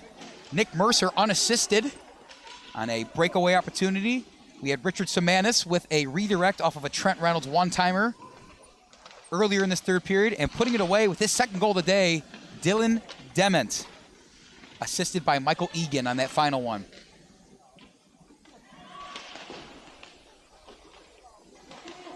And if the result holds, it'll be the exact same score that we saw earlier this season when Providence Catholic defeated this Benet squad by a score of 4-2 as well. And Benet trying to push one last time with even strength. The clock ticks down, 1 second left, stick goes flying, but none of that matters.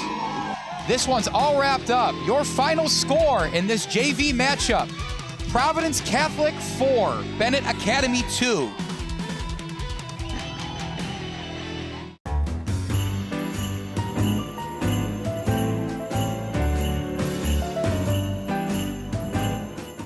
Brian's Garage Door Solutions. 25 years of expert residential and commercial garage door design, sales, and service, and almost 1,000 5-star Google reviews. Tate Enterprises.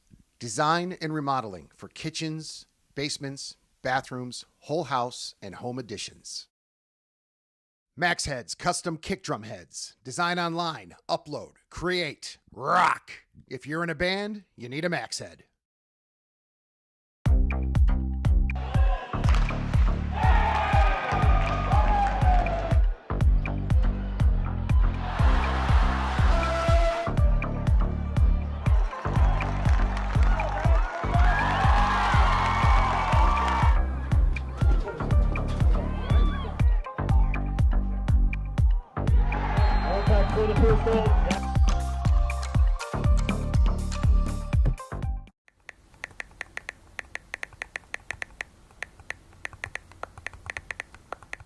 Hi, my name is Brian Koehn. I am the president of Soccer 2000. We are a soccer specialty store located in Downers Grove. We specialize in servicing club uniforms and a personalized retail experience. Soccer 2000 has an exclusive team center that includes a wide variety of uniform kits to help your club choose the next kits that will make you guys look great on the field. Contact us at 630-241-9500 or find us online at soccer2000.com.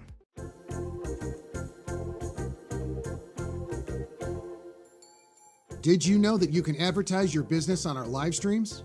You sure can. Contact us about the numerous advertising opportunities we offer to local businesses during our sports live streams. Build brand awareness, engage customers, and support your local sports teams. Contact us for more information.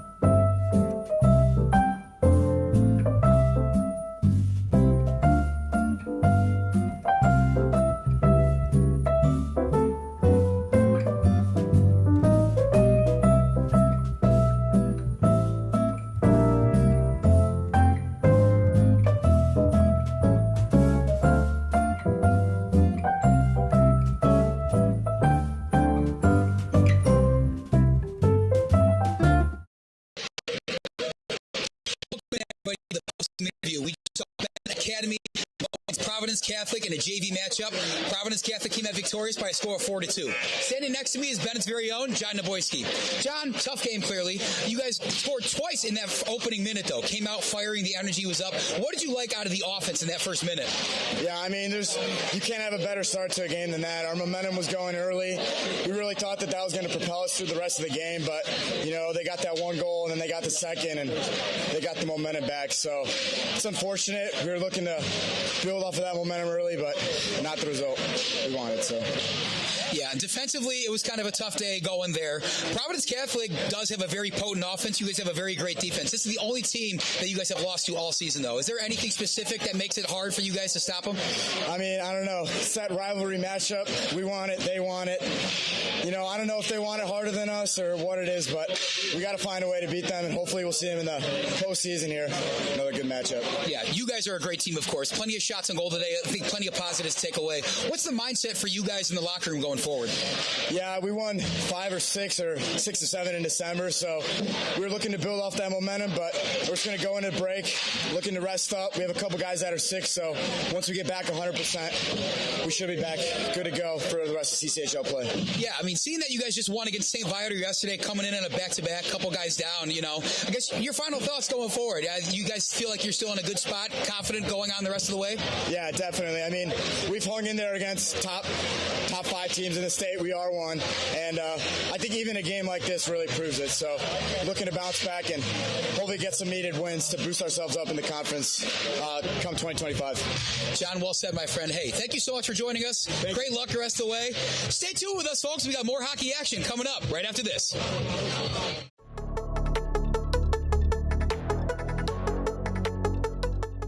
Alex Dentice, Junior, winger, class of 2026. Alex Karras, Junior, defenseman, class of 2026.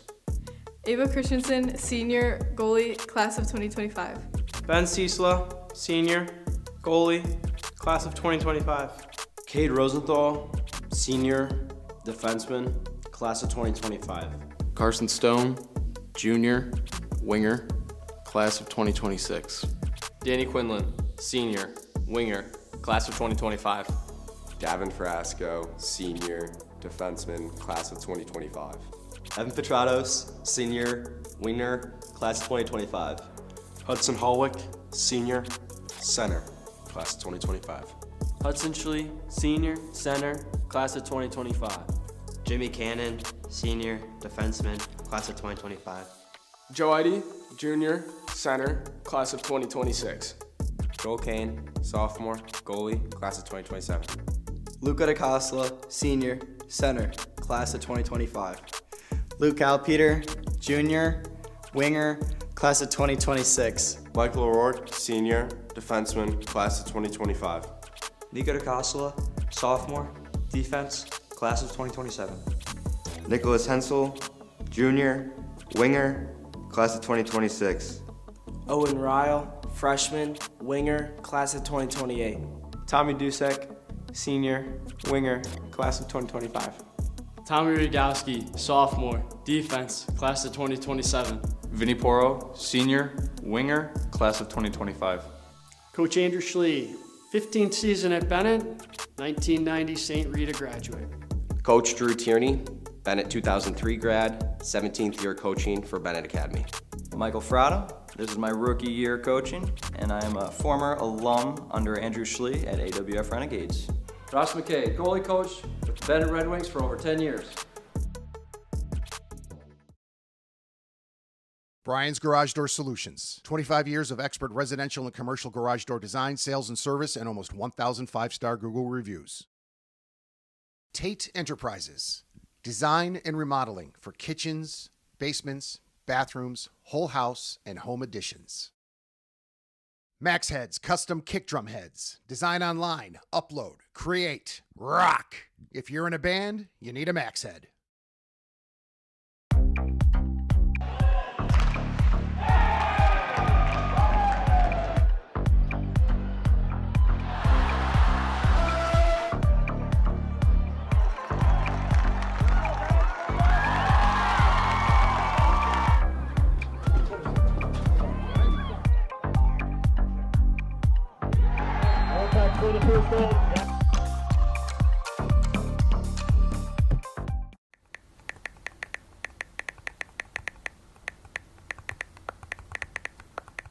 Hi, my name is Brian Koehn. I am the president of Soccer 2000. We are a soccer specialty store located in Downers Grove. We specialize in servicing club uniforms and a personalized retail experience. Soccer 2000 has an exclusive team center that includes a wide variety of uniform kits to help your club choose the next kits that will make you guys look great on the field.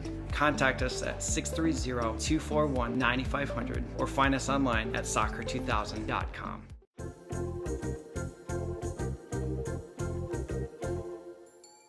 Did you know that you can advertise your business on our live streams? You sure can. Contact us about the numerous advertising opportunities we offer to local businesses during our sports live streams. Build brand awareness, engage customers, and support your local sports teams. Contact us for more information.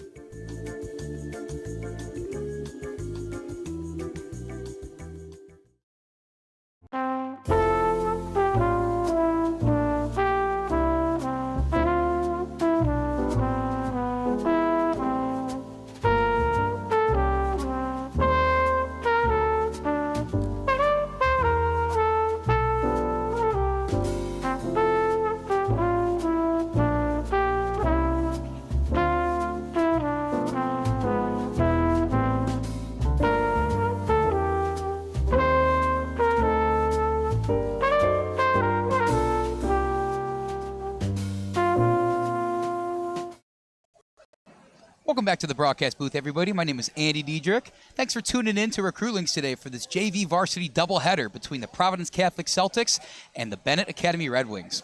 Those of you just joining us, the JV game just finished. Final result, 4-2 in favor of Providence Catholic. It was a great match that saw a lot of back and forth action, so we'll be happy to recap that later. Go back and take a look if you haven't already. And coming up for you is a very special treat. Now, the varsity squads are going to take the ice, and this is no ordinary game in the CCHL. These are two longtime rivals that, crosstown battle, whatever you want to call it. These two teams go at it, and they go at it hard every single time. We'll start with the home team, the Benet Academy Red Wings, still undefeated in CCHL play, a perfect 12-0. They just won 4-3 against Brother Rice here on December 8th, their most recent CCHL game. It was a very impressive game from Benet, who's very much known for their offensive prowess and aggression. They usually outshoot their opponents by a significant mark. This time, though, got outshot by a margin of 45-26 and still came out with a 4-3 victory. Guys to watch out for Benet, of course, the reigning CCHL MVP, senior Hudson Schlie. He leads the league by far with the most points in the league. He has 26 points, 11 of those coming on goals, and 15 of those coming on assists. So look for his name in the stat sheet. Backing him up on the offensive side, look for Carson Stone, Owen Ryle, Luca DiCosola, Joe Ihde, and Hudson Hollweck. All have double-digit points so far in this CCHL season. Behind them, they have a couple different netminders we could talk about, but most prolifically is Ben Ciesla. He's been great all year. He is the experienced goalie, long, lanky, gets stops when you really need him to. When he doesn't expect to need to get stops, he's the guy that's the brick wall in front of the net. He's got a 93% save percentage, so look out for Ben Ciesla or anybody else they put in the goal. Ava Christensen, Joel Koehn, also good options, but Ben Ciesla is the one that truly sticks out. Going over to the visitor, Providence Catholic Celtics. They are 7-6 in CCHL play, but don't let the record stop you from thinking that this is a very, very good team. CCHL is just so tough to play. There's so many rivals. There's so many battles, so many storylines going on between it. So Providence Catholic gives this Benet team a good game every single time they play.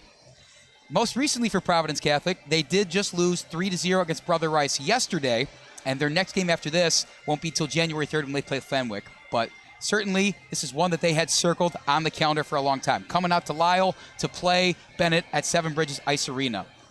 We talk about who else you should look out for Providence Catholic. They have a variety of guys that could score at any time, but one we want to look at most right now, look at a couple of them. There's a couple guys that play JV. We might see some action today, but I will draw your attention to the two netminders that we may see, Grayson Sutsaki, and Drew Spencer. Both have been great all season. They have goal averages against under 2, save percentages both in the 90s. It's just really impressive stuff from both the guys that you may see in front of the net for Providence Catholic. With that being said, more fuel to the fire. It's a very special day for Benet Academy, and it's a very special day at Seven Bridges Ice Arena. We're going to have some ceremonies pregame, celebration of Coach John Grisback, for Benet Academy, as well as maybe a special guest that you're going to want to stick around for. So keep with us here on Recruitlings. My name's Andy Diedrich. We'll see you in a second.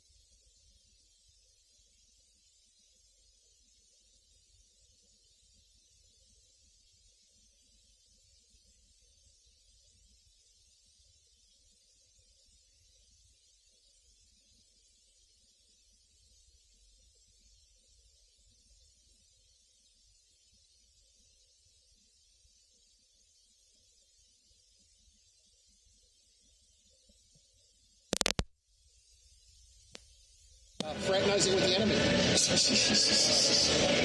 All right.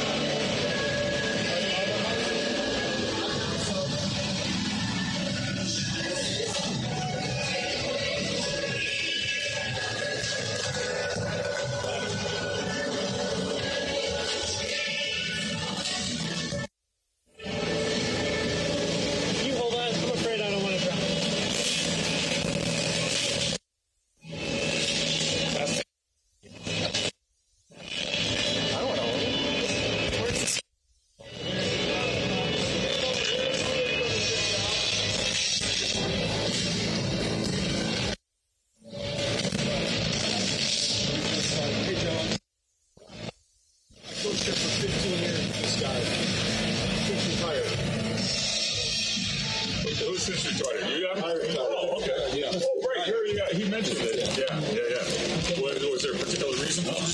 I was traveling for the Bachelor for the last 2 weeks. You spoke. That's for the broadcast. That's for in here. So we can. I'm speaking to I'm sorry. That's okay. I'll leave that. 17. Coaching my son's team. And I did not even want to do like that head coach thing. School.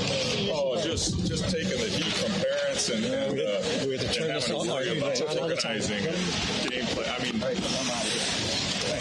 Do you want to? More that goes into Tony, do you want to start or anything? No, you can't get the program. You got everybody out here? I'm just gonna wait for them.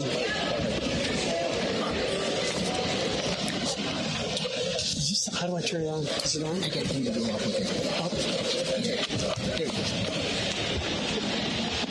Ladies and gentlemen, thank you for coming to the Benet Coach Appreciation Night for John Grisbeck. In 1985, after I moved to Illinois, I went to play hockey for the Downers Grove Huskies. It was the first opportunity I had to meet John Grisbeck. That was the start of John and I's decades of hockey together. We played at the Huskies. We played against each other in high school, John at Marist, I at St. Rita. We played together at DePaul University, and we were part of the founding of the ACHA Club Hockey. During high school and college, John and I refereed and were roommates, and these provided a foundation of hockey for us to build on for decades to come. John has been a Husky, a Red Hawk, a Blue Demon, a Renegade, and in 2009, he became a Red Wing. He joined a program founded and established by Jack Tierney and friends, and for the last 15 years, John has been the face of Benet. During those 15 years, John has coached and beat a U.S. national team. He's led multiple showcase teams to championships and has been elected to the Illinois Hockey Hall of Fame. He's also had 2 boys graduate from Benet and mentored and counsels hundreds of student athletes. John coached 740 games at Benet. He has won 4 Kennedy Cups and was a state championship runner-up with the largest ever crowd to watch a high school hockey game at the Ihde Center.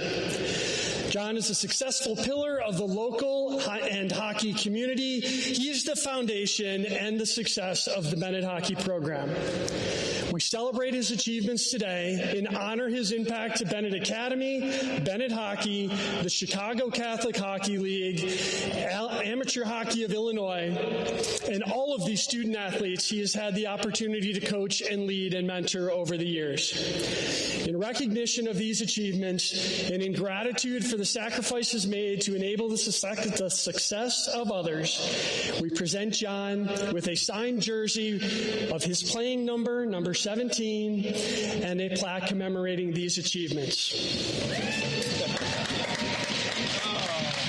Well said, Andrew.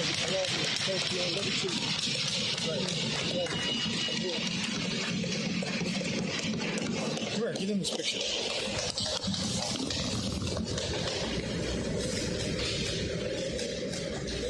Thank you, John. Thank you, Andrew. Good.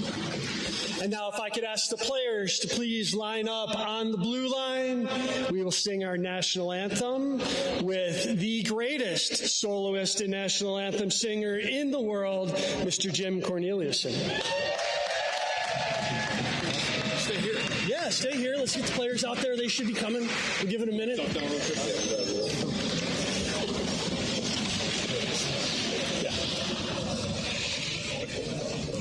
I just got to wait for Providence. That's a pretty good introduction. Can't get any better than that, right? Can you do both? Is that okay? I can hold both, yeah. They're both on, right? Yeah. So we'll wait for the other team, right? They're come on. Just give me a second. How far this,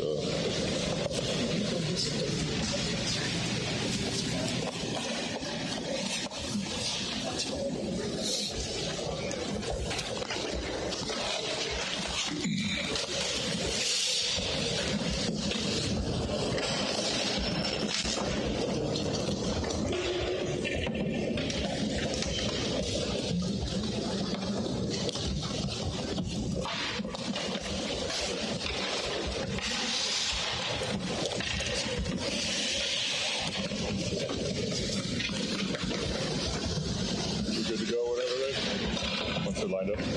All right. Okay, hello everybody. It's really great to be here. It's really quiet in here. I know we were all, waiting for them to line up, and then it just just turned dead quiet, and that is no way to do a national anthem anywhere in Chicagoland if you're in the hockey world. So I will start singing, and I do hope you will join in as we do in Blackhawk world.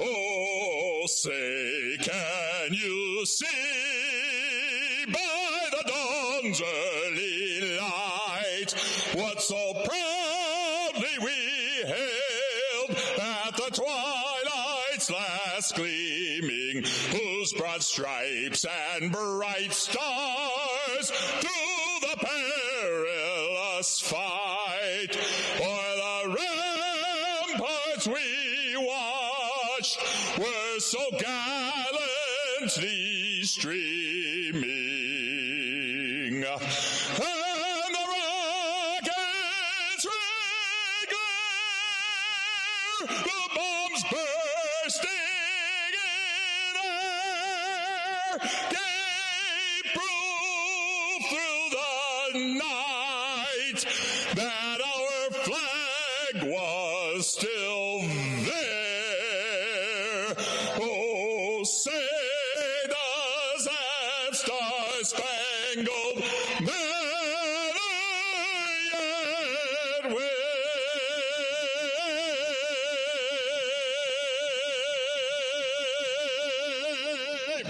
for the land of the free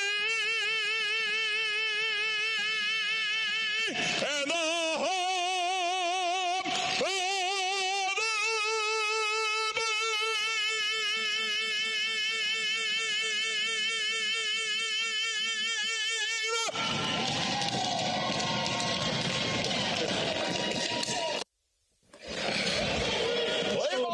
Thank you so much. That was so great. Good sound system. It's like it's like in the bathtub. Thank you, guys. Good to see you, Jim. Oh yeah, good to see you. That was amazing. Yeah, thanks. Well, congratulations.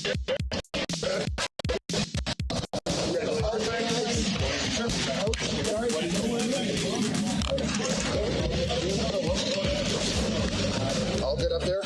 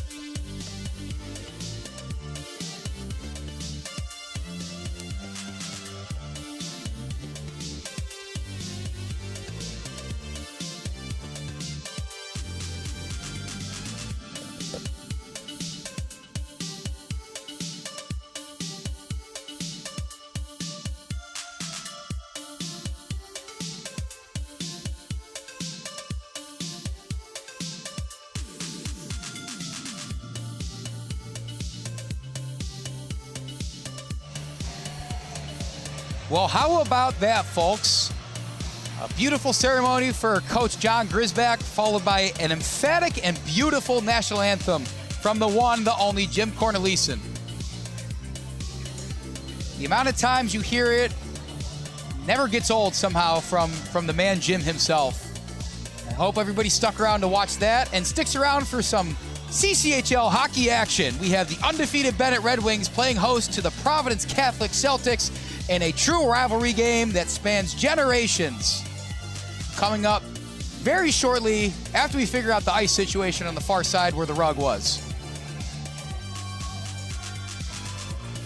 take this time to thank each and every one of you for tuning in to Recruitlings today. We had a great matchup in our opener. The junior varsity teams taking on each other. Celtics came out with a 4-2 victory, and here we go. The puck's dropping at center ice. Away we go.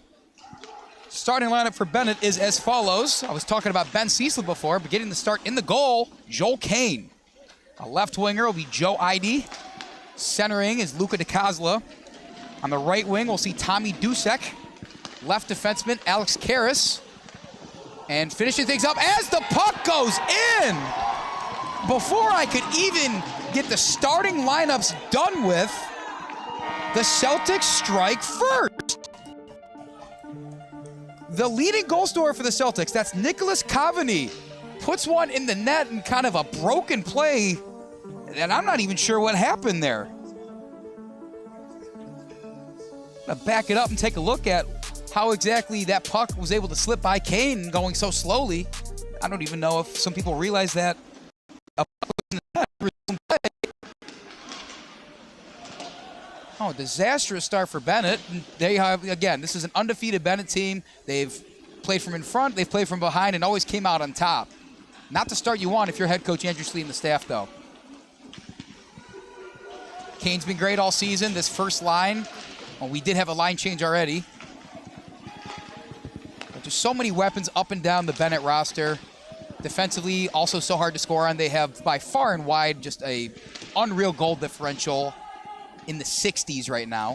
And keep in mind, they've only played 12 games. That's an average of winning each game by about 5 goals a game.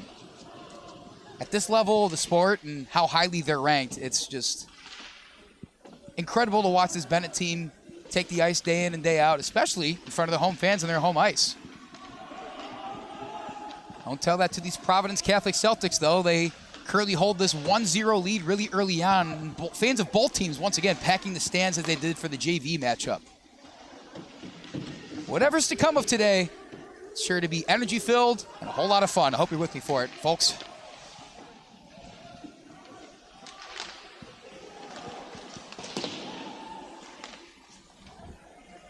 When we get back into the action, Frasco's going to grab it up on the right side off the boards. Neutral zone.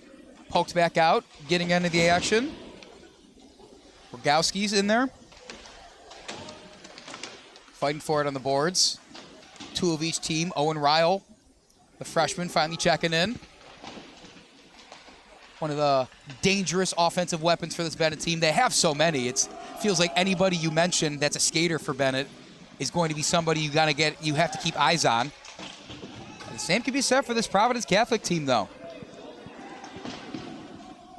Times Providence Catholic has completely gone in and dominated their opponents. They gave Benet a pretty good game in their most recent matchup back in November. They get a stoppage in play at 14:35. Providence Catholic still holding on to that 1-goal lead.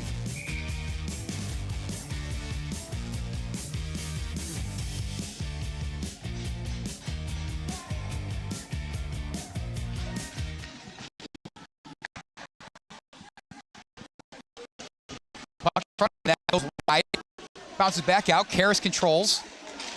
DiCosola, left side sworn by the Celtics defenders. And Flood's going to push it up ahead, but Dusek's quick to grab it back for the Red Wings. He's at the center line. He's going to dump it in there. Quickly skating in is DiCosola.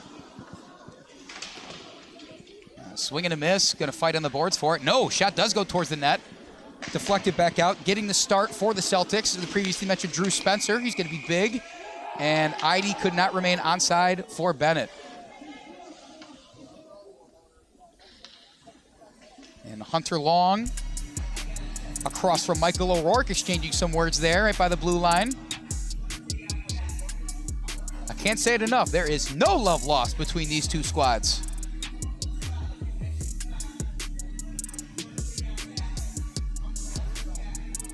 They both signify exactly what the CCHL hockey brand is known for. Tough, gritty, and nothing comes easy. Whoever wins this game is certainly not going to skate on by. It's going to be by the skin of their teeth. Big fall at center ice. The hand goes up. We might get a tripping call on Cade Rosenthal of the Red Wings, and it appears that we will.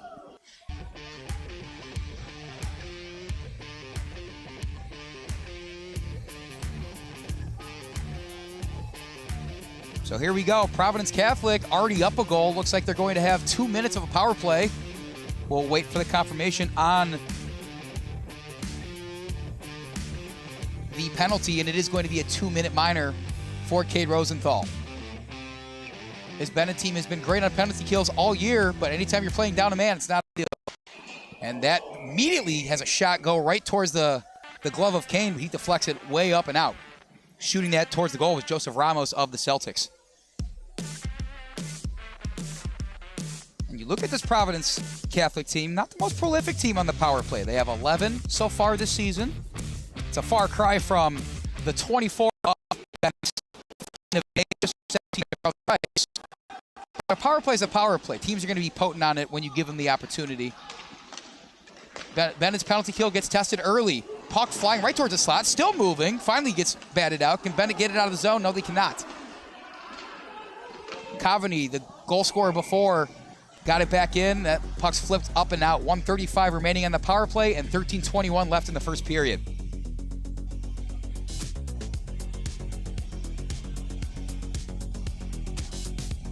Still waiting to get our live stats loaded up in this one. We can update you on officially who recorded that goal for Providence Catholic. But for now, we are going to give it to their leading goal scorer and Nick Cavani. Wrapping around right side. Cavani's there. We'll wrap around again. Koehn's got his head on a swivel. Tapped out. It was on the left side of the slot. Schwartz up ahead. Benet defense there. O'Rourke is going to have to step up big today, and especially in these penalty kills. Him, Karras, and the rest of the defense have been great all year, but if they're going to have to kill a couple penalties today, those are going to be the men that will step up and fill that gap. Shot goes right into the breadbasket of Cade. He swallows it up easily. 12:42 left on the clock.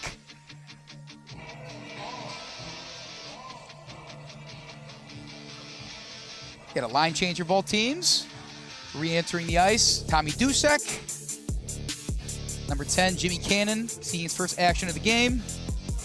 Luca DiCosola. You can go on about the amount of weapons on this Benet team. They're senior-led front, a lot of experience under their belts in multitude of ways. Definitely some youth backing them up, whether it's Owen Ryle, who sees a lot of time and gets his name in the stat sheet a lot. There's some of the sophomores on the ice. Joel Koehn, the goalie right now, is a sophomore. So shot heads his way, but goes wide. Looks like it was batted away by Frasco. Celtics keep it in. Goes right back towards Koehn, and he flashes the leather to freeze it. Bennett's got to weather this power play for the next 20 seconds. 12:05 remaining in the first period. Advantage still 1-0. Providence Catholic.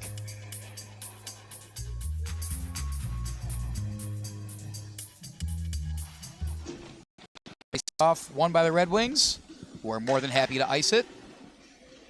Spencer seeing his first real action. Slow moving puck head right towards him. Left side flood. Centers it. Taking it himself for now. Falls. Successfully gets the dish over to his teammate in last. Power play is over. First penalty kill for Benet is successful. They still face a 1-goal deficit, but how magnificent this offense has looked all season. Providence Catholic has no time to rest. Past the center line, up ahead. Celtics with a chance to get a couple substitutions in the back. Had a lane back in the middle of the slot. Couldn't quite complete that pass. Benet on the offensive. Puck bounces up, tapping it right back to himself. There's Carson Stone. Stone still with it, fighting for it in the boards. Hensel to the rescue. One-timer goes right. That was Frasco getting a stick on it. Schlie, the reigning CCHL MVPs in the game, trying to make his name known. Rogowski left side, he's taking it himself. He's going to shoot it left, off the glove, rebound opportunity, Schlie saved. Wow. Couple different opportunities there. Schlie's so great on those rebound opportunities. But Providence defense holds firm. Drew Spencer getting his glove and stick on a couple of those shots. Bennett's going to be relentless with it, though. They stay on side. Schlie, toe drag, left side, shot. Batted away by Spencer. Great timing and poise to wait for the perfect moment to get that one out of Schlie's possession.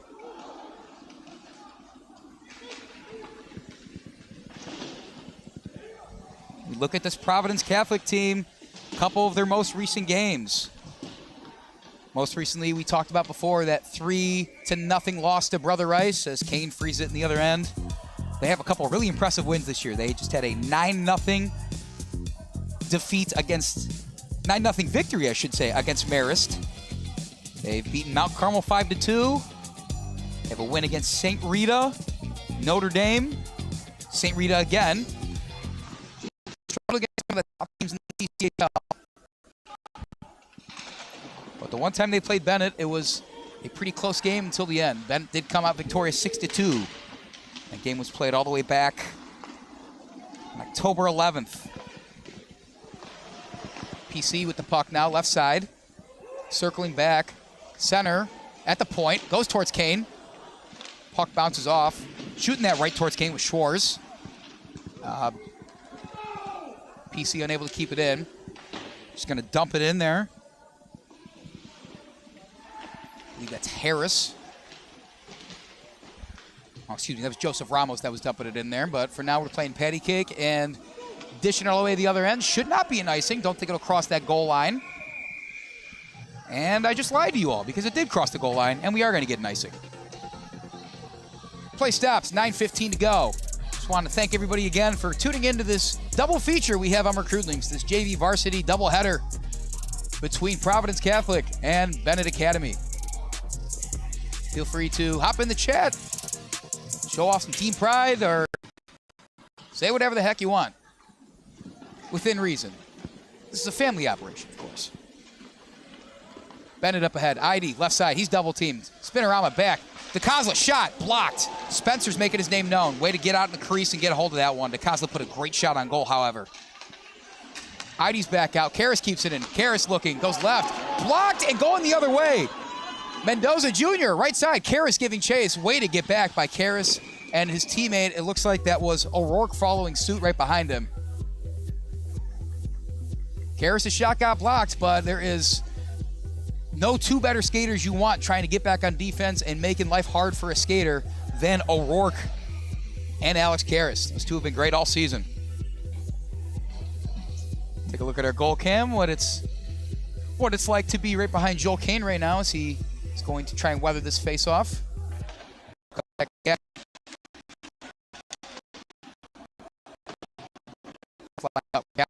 Sophomore. Flings it off the boards to Schlie. He goes all the way up ahead. Hensel, a man falls with a great move. Still able to clear it though. Right now, you're already seeing the effort from both of these teams. You know, we're only 7 minutes, we're 11 minutes into this one because we're playing 17-minute periods in varsity. The level of effort you see in both teams. Is it clear they want it real bad? I think so. Providence Catholic stays on side. Shot towards Koehn. He's going to kick it all the way out. We stop play with just over 8 minutes remaining in the first period.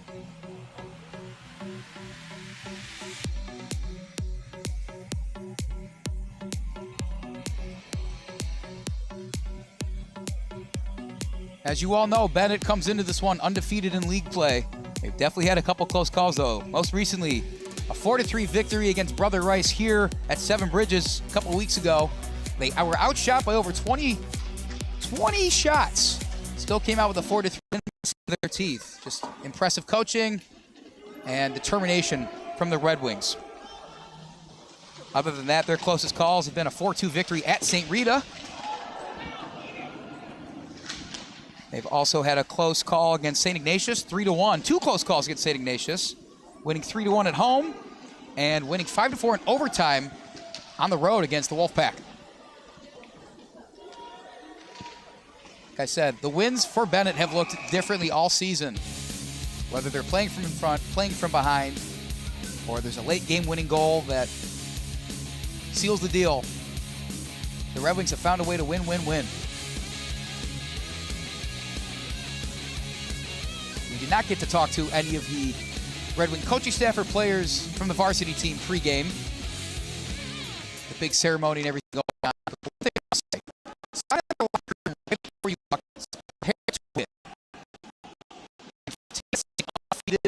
and still feels like they can be in the driver's seat of any game that they want to be in. I think it's clear that they are adhering to that model quite well. They continue on defense. Shot goes towards Koehn, left side wide. We're going to try and get some redirect opportunities. Up right towards Koehn. He blocks it with his shins. Left side one-timer goes way wide. Benet defense remaining firm. Early goal seems to not daunt them. However, it still looms on the board. It's something they got to pick up on the offensive side. Shot goes way high, and we stop play.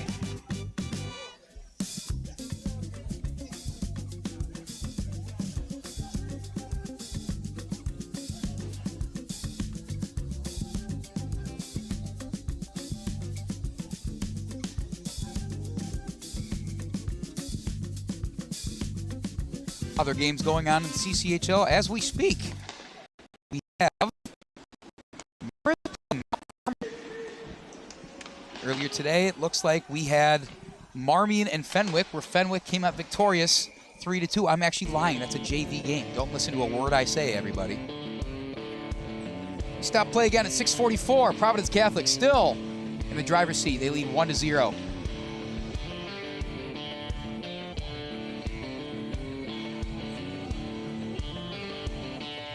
So great to see so many fans in attendance, and a lot of the Benet faithful in their best holiday and Christmas attire.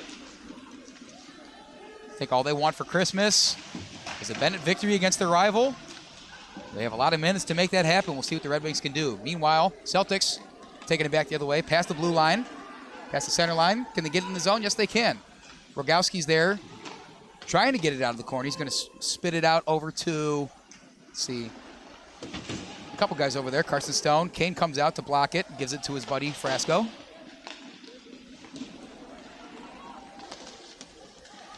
Nothing really giving for this Benet defense, even throughout the power play that was given by them to the Celtics. Up ahead, Schlie. Ooh, would have been a great opportunity for him to have a 1-on-0 opportunity. Said opportunity twice, you get the point. That's something that Benet is so good at, creating defensive stops directly into offensive chances. They get so many 2-on-1, 1-on-1, 1-on-0 looks at the net because they're able to get that puck out. The chemistry is just there. Everything's firing the way it should be. I do think that's what sets them apart. The senior-led team, so much experience in this team. We get a big spill. Vinny Porro took down. Oh, puck right by the net. Got distracted by Vinny Porro taking down his defender. Benet cannot keep it in. They have a line out there of Ryle, Dentice, Porro, Cannon, and Rosenthal, who saw the box before.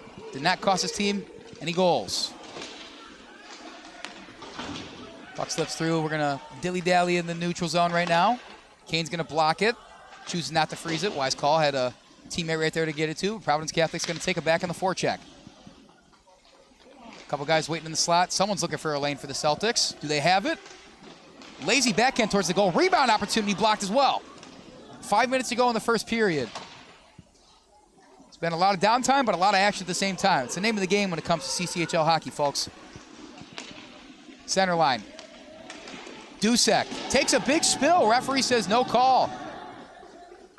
Did look like a clean hit to me. Both players go down, though. Sometimes you're expecting a hand up no matter what. And this time, the hand is up for icing.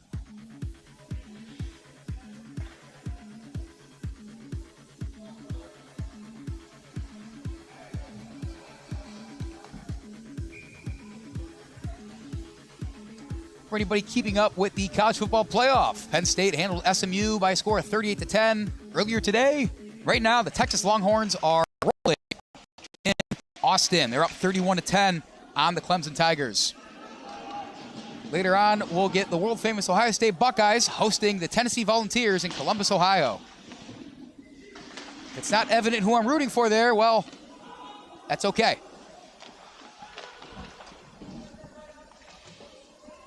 Maybe this will tell you what, folks.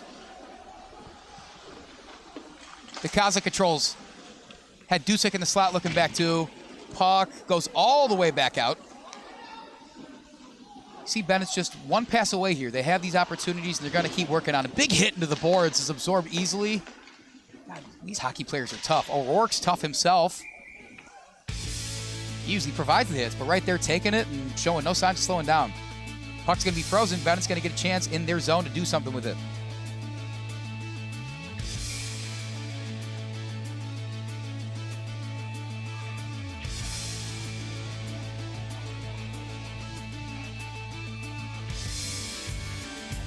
Schlie so good in the faceoff, he'll take this for Benet.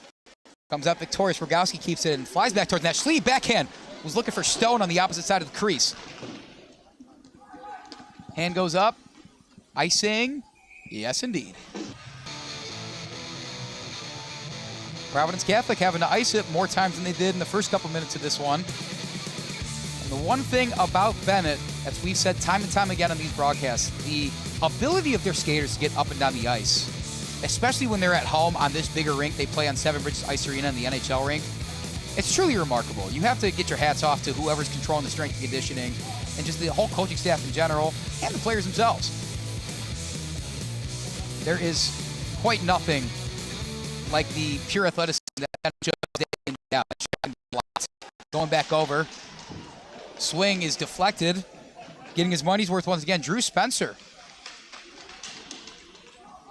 Probably at least half a dozen shots on goal, but nothing coming up for Benet right now. Celtics can't find the puck. Now they do. Heading up, taking it himself right now. Skating by Rogowski. Goes left side. Opportunity was there. They had the lane. No dice. Schlie back up the other end. He's going to be quickly double teamed. He's going to stop, start, go back. Slow moving puck. Couldn't quite get a stick on it there. Hensel. Frasco, Rosenthal, and Schlie all retreat. Do a great job of getting back. Less than 3 minutes to go in the first period. I think the big idea is that Benet was able to control the momentum that Providence Catholic got out too quickly. Oh, attempt on a great toe drag move from Stone. However, the defense of the Celtics, it looked like that was Henry Gagliardi that was there. They're going to get a line change in, about 2.5 minutes remaining. Ryle up ahead to the left. Trailing him is Rosenthal in the middle, Stone. Ryle up to Poro. Poro dish, back out towards redirect opportunity is completely blocked. Rosenthal is going to do a great job of getting back. Ramos has had his name in a lot of these conversations, whether he's shooting on the other end or stifling on D. Ramos has been great. However, we might get a call against him right now. See what the men in stripes have to say about that. 2:11 to go. Will we see our first Benet Academy power play of the day?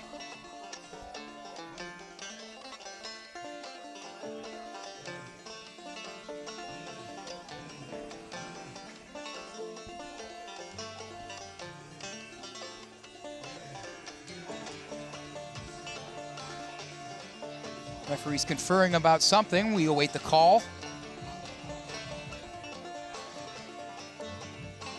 I still see 5 skaters of both teams on the ice. Perhaps we had the net fall off. Whatever stoppage it was, we will continue. Face off right in front of Bennett's net.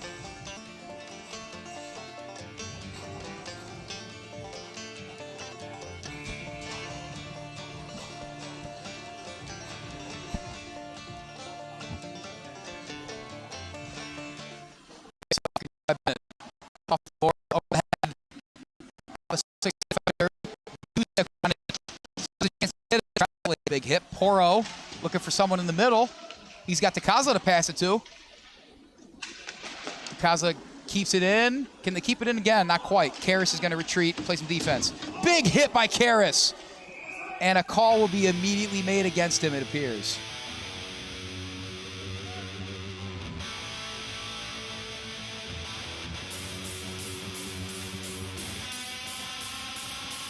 Actually, I'm completely wrong. That was a clean hit by Karras. And we play on. It looked like a clean hit to me. I just saw the hand go up. Wasn't sure what else was happening. Maybe we got an icing call or something or other, but either way,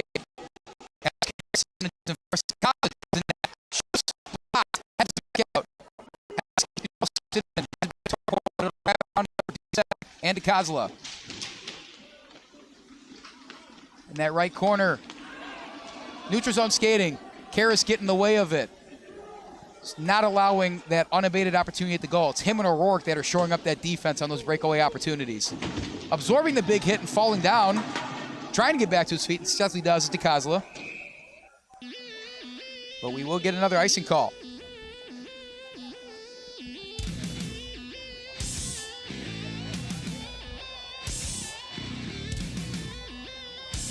Check out our goal cam. We'll have the Celtics talking about their defense coming out of this face-off in front of their man in the net, Drew Spencer.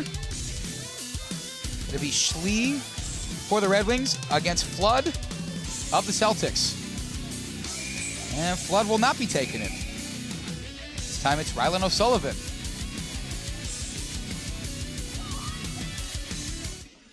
Sullivan does beat Schlie for the puck.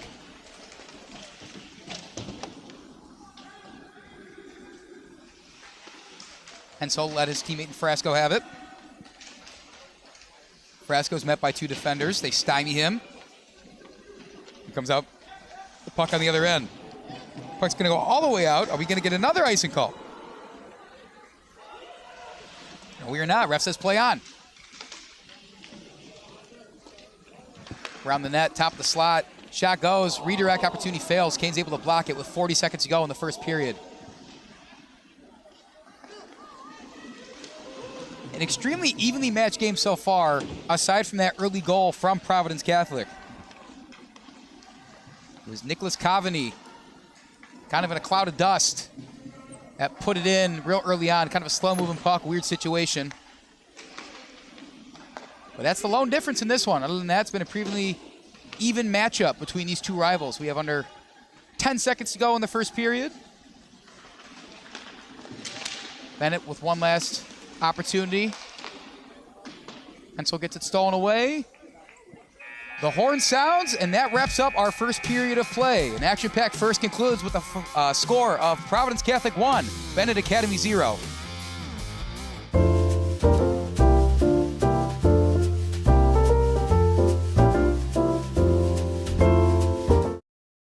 Brian's Garage Door Solutions. 25 years of expert residential and commercial garage door design, sales, and service, and almost 1,000 five-star Google reviews.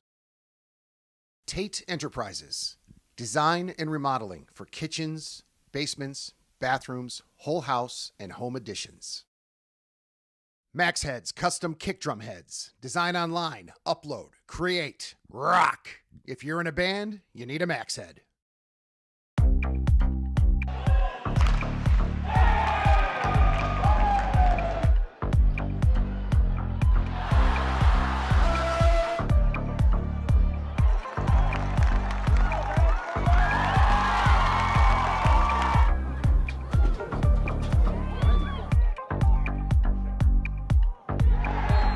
For the first goal.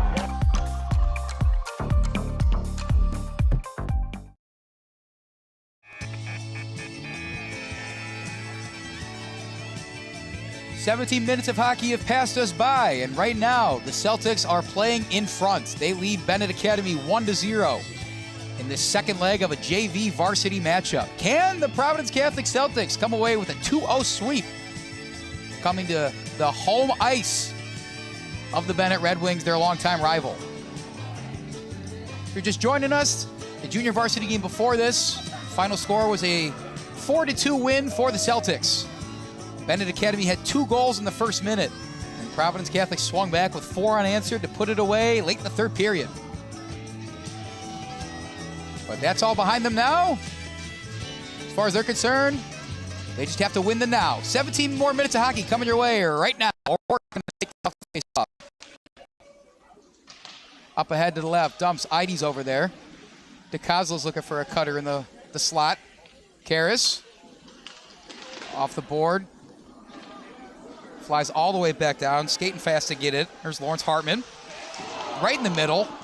Went right by him, tried to get it on a one-timer. Looked like that was number 23, Vince Kokoska. Back to Andrew Rodriguez. Big hit by Karras, doing what he does best. Off the back of the net. DiCosola's trying to clear it. Dusek tries to get it the rest of the way. Dilly-dally in the boards a little bit. Squirts back out, right in front of the net. Great job, Carson Stone. Or excuse me, that was Michael O'Rourke there to get it out of harm's way. Up ahead, Ihde. He's got some big goals at times, but that one is swallowed up in the glove of Drew Spencer. A lot of glove saves on both ends for both the netminders. That's Joel Koehn, the sophomore for Benet, and the previously mentioned Drew Spencer for Providence Catholic. Benet has a deep goalie room consisting of Koehn, who's on the ice right now, just a sophomore. Ben Ciesla, one of the more remarkable goaltenders in the CCHL, as well as Ava Christensen. She'll be continuing her hockey career at Oswego State University in upstate New York. And we have a stoppage of play, and it appears a big hit on this end of the ice by Bennett's net. Might have taken something off the wall. Let's see what the referees are yelling about. We're not quite sure.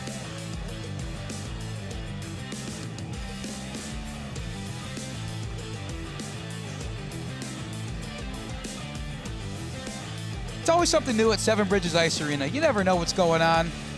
Coach is going to use this opportunity for a kind of a DIY timeout for their team.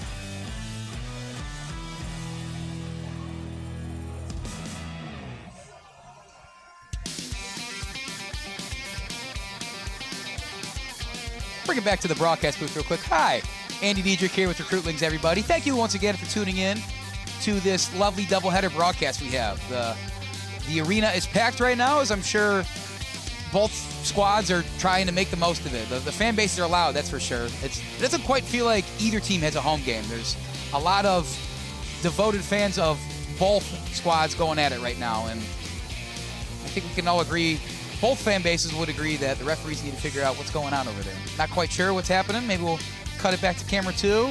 Well, that's not telling us much of anything at all. But the rink looks nice.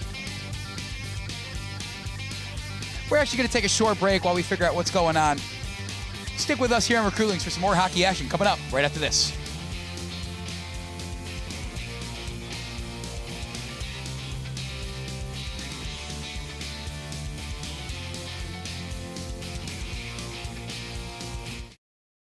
Brian's Garage Door Solutions. 25 years of expert residential and commercial garage door design, sales, and service, and almost 1,000 five-star Google reviews. Tate Enterprises. Design and remodeling for kitchens, basements, bathrooms, whole house, and home additions. Max Heads Custom Kick Drum Heads. Design online, upload, create, rock. If you're in a band, you need a Max Head.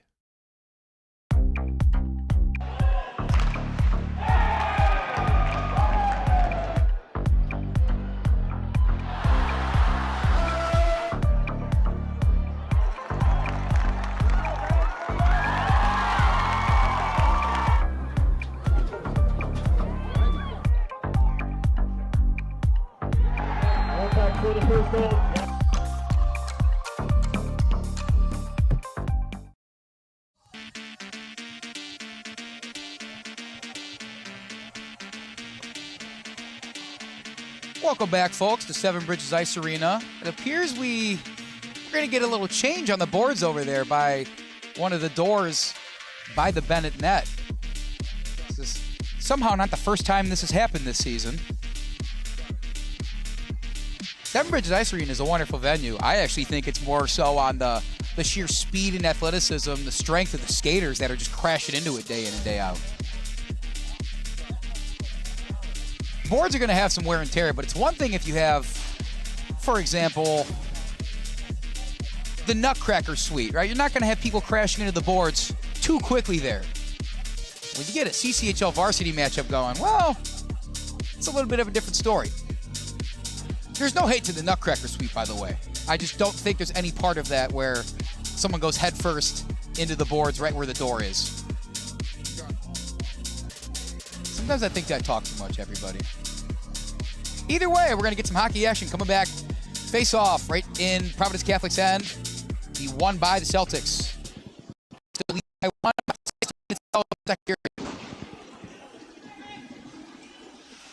Stopping and starting, Cardwell. Big hit absorbed by Dentice. Laying the wood there was Koehn. He's got the lone goal in this one so far. Rosenthal backtracks. Up to Poro. Just off the mark, those two.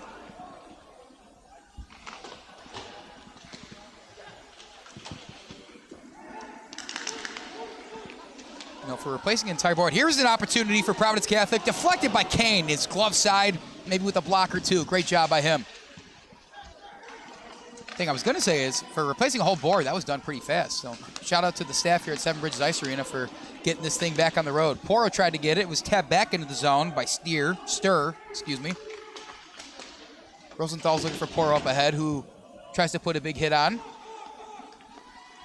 Celtics couldn't touch it or else they'd have been offside. Dentice, haven't said his name yet. He'll get out there for a little bit. We do get a line change for Benet. Frasco's back on the ice. With him is Hensel. Rogowski joins them, as well as Carson Stone.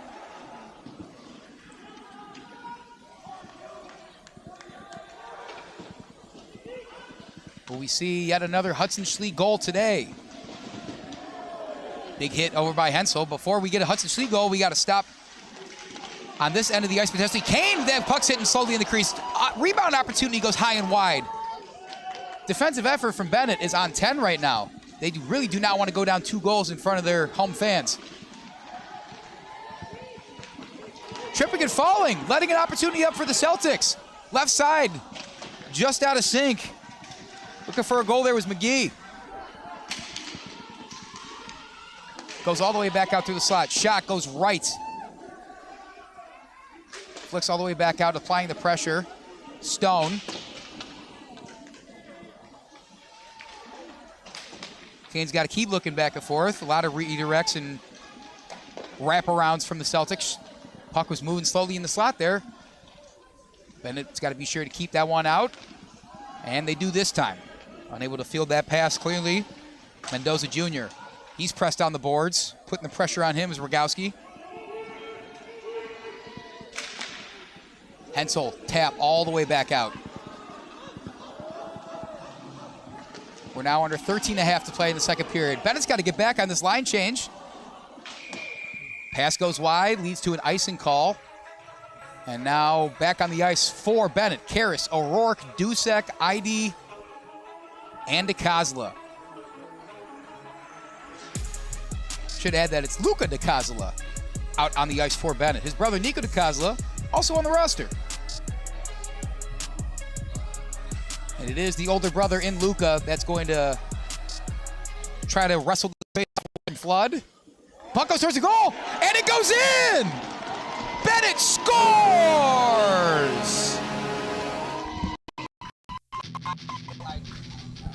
It's Joe Ihde, number 97, the junior. Right place, right time, puts it in the left side of the net where Spencer wasn't quite there. The equalizer halfway through the second is a big one. It's Joe Ihde that puts this game back in Bennett's grasp. They seem to be drafted once again.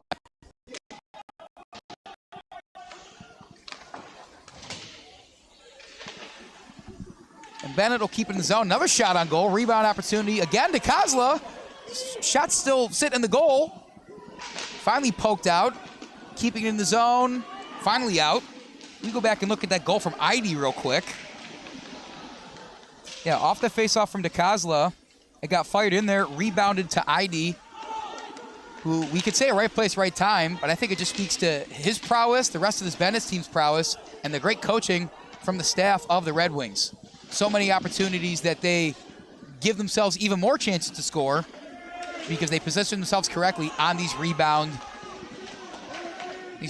shots. Pressed into the boards by Karras. 3 defenders around him. Dish back out. Dentice looking for it, and he's going to get it. Won't quite get to skate to it. Poro wants to stop it from getting iced. Unsuccessful in doing so.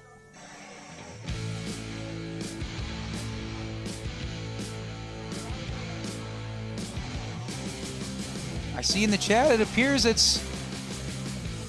see happy birthday, Ryle. I will assume that's Owen Ryle, the freshman's birthday. He's on the ice right now, number 6. And right on cue, he's going to take this face-off. May honor his birthday, just a victory. And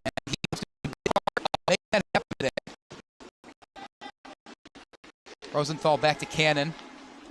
Up ahead, just wide of Poro. No icing, Ryle's giving chase. Celtics getting it past the blue line. Stealing it back at the center, though, is Cannon. Dentice, right side. Goes one-on-one. Loud sound off the board. Heard that one from here. That one's going to ring around the rosy back. Rosenthal.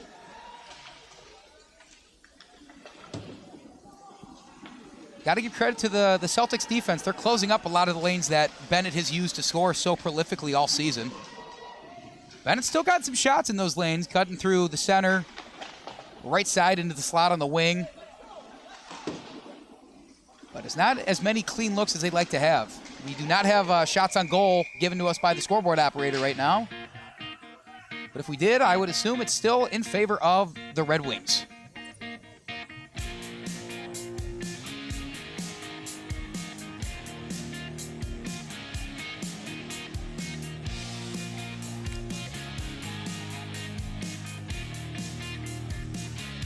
.11:05 in the second period.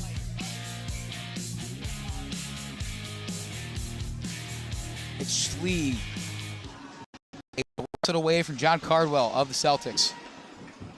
Hensel to Schlie. Just a bit too far. A lot of bodies flying over on that right side. Who's got the puck? It's Benet keeping in the zone. Redirect from Stone almost goes in. Frasco, Hensel, towards the 5-hole, blocked by somebody.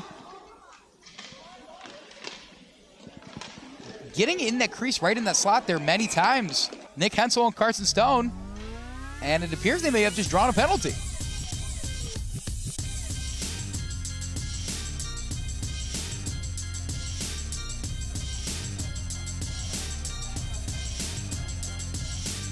We will await the call from the men in stripes, but with 10.5 minutes to go, if this is a power play for Benet, and indeed it is, this is big.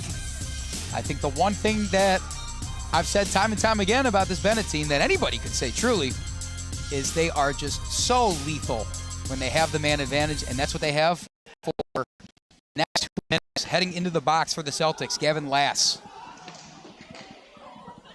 What can Benet do with 5 skaters against the Celtics 4? Over left side, Ihde looking for a second. Redirect, no good. O'Rourke couldn't control it. Schlie keeps it in. O'Rourke kind of off the boards to himself. Stone's going to corral it. Schlie looking to do something with it. Puck, right side, back to the left. Ihde, left side. It is gloved. Great save, Drew Spencer.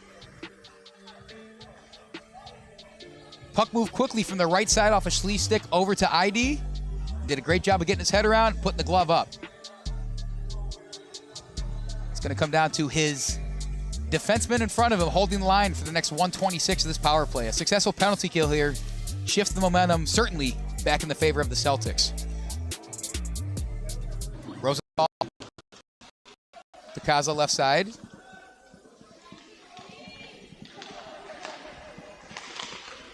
Rosenthal right side again. Back over left side. Bounces over the stick of Stone. Ryle left side. He's going to come back out and reset. Centering. Shoots. High and right.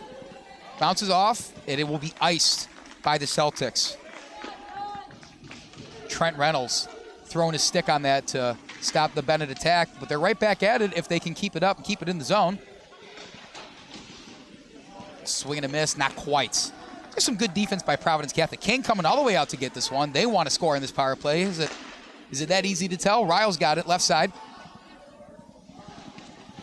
Ooh, he falls after taking a hit. Gets right back up. He's all right.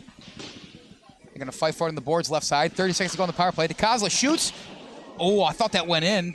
Went off the left post and then dived on by Drew Spencer. Don't think it's a bad idea to freeze the puck anytime you can with how just present many of the Benet skaters are on the rebound opportunities, whether it's sitting in front of the crease, in the slot, waiting for a redirect opportunity, and just the pure speed that they show on a nightly basis when it comes to these games. Just freezing the puck, trying to win a face-off, just icing it. Getting out to yourself, like here. Choosing to pull it back, flood.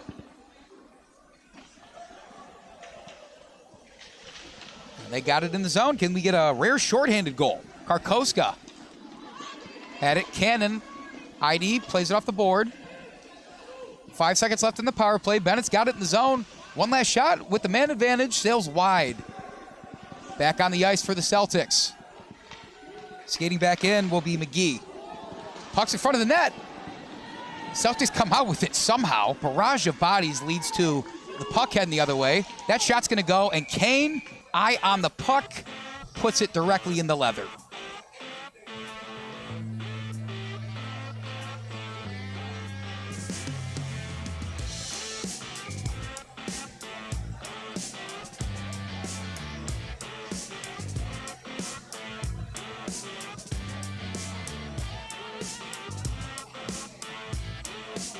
Give you guys an update on that Blackhawks game I was talking about earlier. Quite the increase in scoring since we last spoke. It was about halfway through the second. It was 2-0. Final score from Calgary, Flames 6, Blackhawks 4. So think about hockey. Sometimes it's a 1-0 win with a late goal in the third, and sometimes teams play like there's no defense. I think it's the beauty of it. You never know what hockey game you're going to play. You never play the same game twice. Meanwhile, in this hockey game, Bennett still got it in the zone. Skating up to get it is O'Rourke. Sends it back around. Karras or Poro. Poro grabbed it, excuse me. Strong off the board. And it stays onside.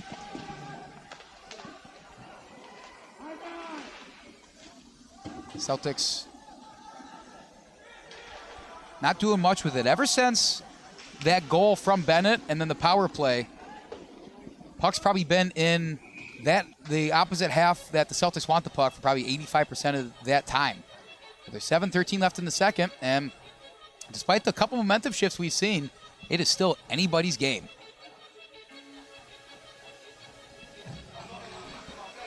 We have seen this Red Wing team play a couple different of these games. Pretty evenly matched through the first two periods. Sometimes it's a tie score. Sometimes they're losing. They come out and have a masterclass of the third period. Whether it's the adjustments they make in the locker room or them using the athleticism to their advantage. Bennett has some very strong third periods. However, if you ask anybody on the team or the coaching staff, they don't want to have to rely on that. They want to put this one away as soon as they can. And with 7 minutes left in the second, feels like they're certainly in the driver's seat now, talking about the time on attack and what they're able to be doing with the puck so far. Schlie with another faceoff going against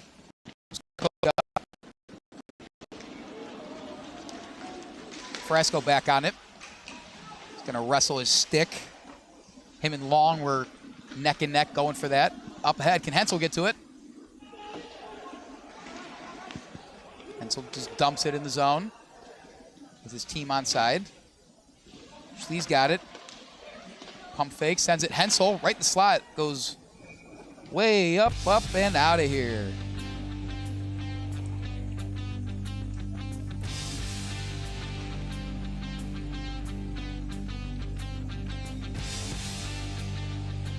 .6:32 left in the second period. We talked before about that Mount Carmel versus Marist varsity matchup also happening in the CCHL right now. Currently as it stands, Mount Carmel 3, Marist 0.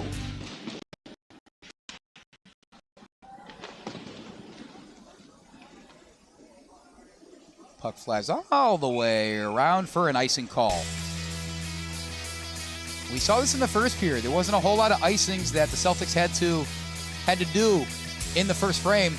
Towards the end of the period, perhaps fatigue setting in a little bit, and instead of trying to get it out and go on attack themselves, just kind of flung it to the other end of the ice to give themselves a break, get back on D. Ciesla, Karkoska. And Karkoska's team will field it. Puck's racing towards the other end. Will Koehn come out to grab it? No, he will not. Great job by Rosenthal to block off that Celtic skater from having a 1-on-0 opportunity there if Rosenthal wasn't able to do that. would have been Lawrence Hartman with a great look at making this a 2-1 game. Dusek to the middle, no one's home. Ayala dumps it in. Cannon paused, tried to go get it. Now he's going to play with it in the boards with a couple Celtics around him. DiCoso's got a breakaway opportunity if he gets past this defender.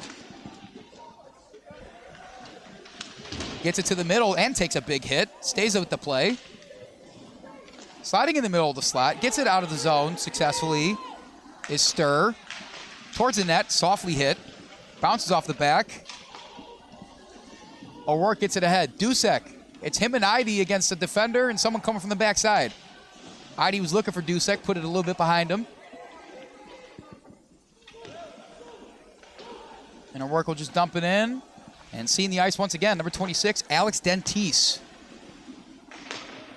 One of the key contributors on this roster that's not a senior. Class of 2026, Dentice is a junior. As he just lays a nice little hit to make his name known on that side. Puck sitting in front of the crease. Attacking O'Rourke, shot in front. Sits there, it's blocked by a couple Celtics defenders. It looked like Lass was the last one to touch it. And there's an arm that's gonna go up. And a player that's going to head to the box.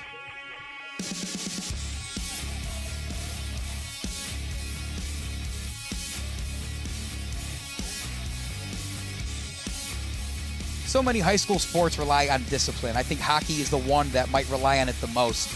You can stay within the bounds of what you can do with your aggression and try to control your aggression. I know it sounds like an oxymoron, but I think it pays dividends to keep your men out of the box when it comes to these key situations. 2 minutes in the box, having a man disadvantage against the most potent offense in the league, never a good idea. And it's going to be Gavin Lass.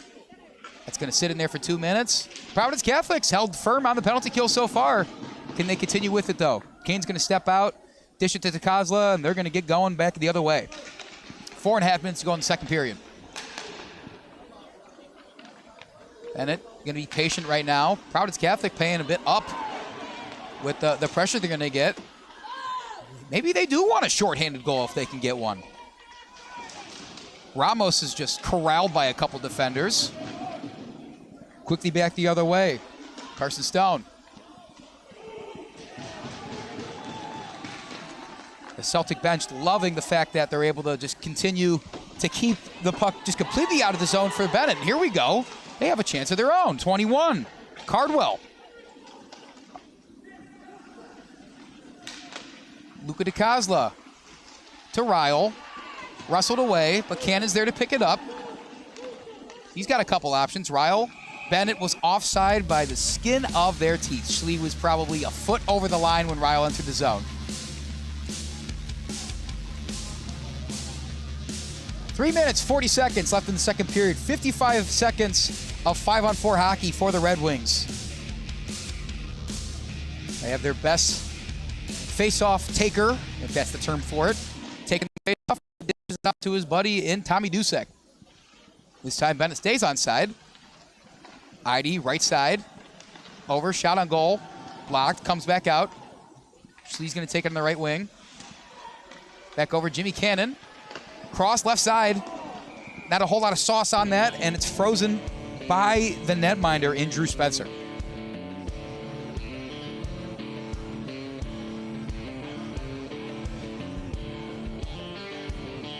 As a goalie facing this Bennett team, you almost get some neck pain just watching the man in the net go against it. They just are so good on these power plays. When it's on the right wing, then it's shot. It's rebounded to the left, to the center, to the right, back to the left.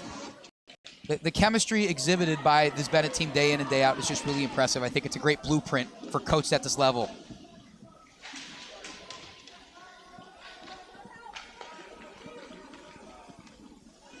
Schlee's going to wait around his net, see what the defense does. Sizes it up with about 18 seconds left of the power play. He's got Dusek on a breakaway opportunity. He shoots and scores! A brilliant feed from Hudson. Tommy Dusek breaks away, goes top left of the goal past Drew Spencer, and this is now a 2-1 lead for the Bennett Red Wings.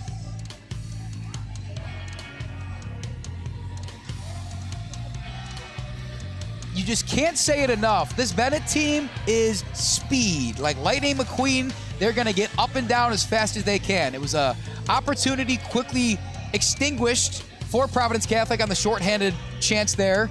And Schlie saw his man. Dusek knew exactly where that puck was coming, and he did the rest.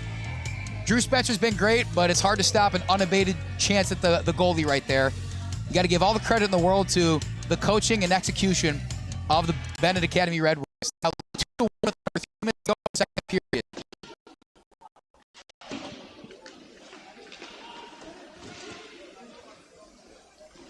There's so much growth in this Benet team from last year to this year. You know, only a couple, I believe it was 3 seniors on the Red Wings team last year.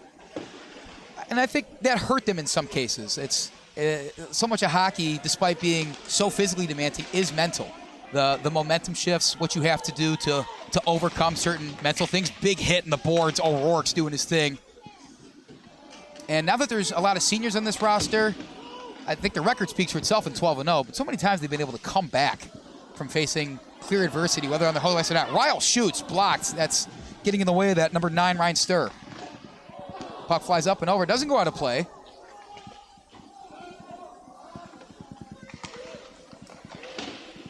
Off the boards, we reach the 2-minute remaining mark in the second period.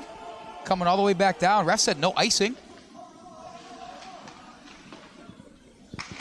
Line change for the Celtics. They're able to get back successfully. Ihde stays on side.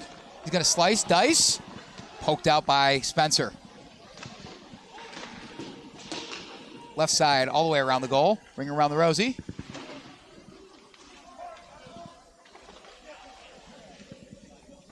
Left side feed. Dusek was cutting into the slot there. Stick goes flying. Body's flying. Play is stopped.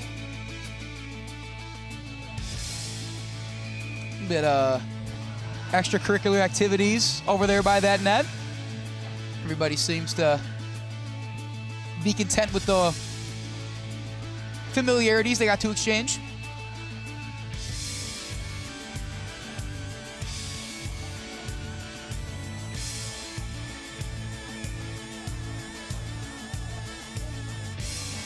It's going to be Schlie for the Red Wings against Mendoza Jr. of the Celtics.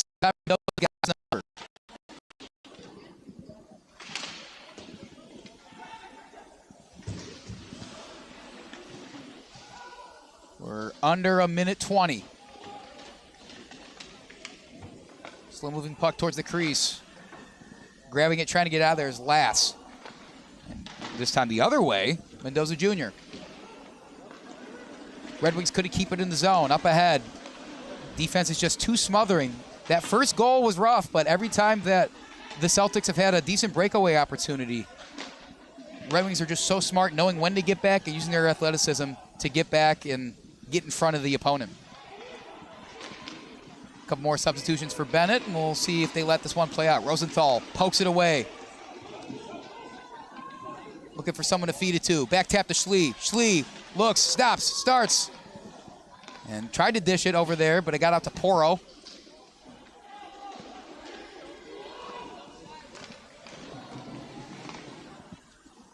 Slow moving puck's going to head out. Will Koehn go out to grab this? He's just going to let it play out. Rosenthal grabs it. Under 15 seconds, probably one more opportunity for whatever team that wants it. We have a stoppage in play, however, with 12 seconds to go.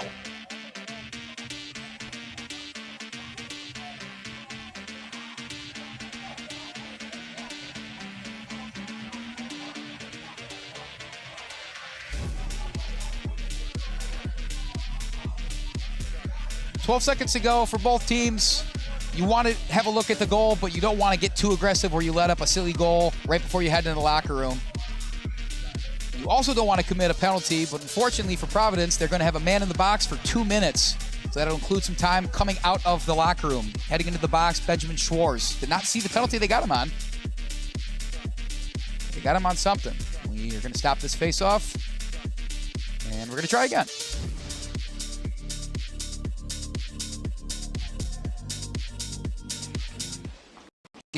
Out of there. Can Benet get maybe one shot on goal for this power play? Not quite yet. 2 seconds, 1 second. And that shot does not get off the stick of Flood. So there you have it. Benet now leads after this second period. It was an action-packed period, and we have a lot more coming up right after this. But your score at the end of 2, Benet Academy 2, Providence Catholic 1.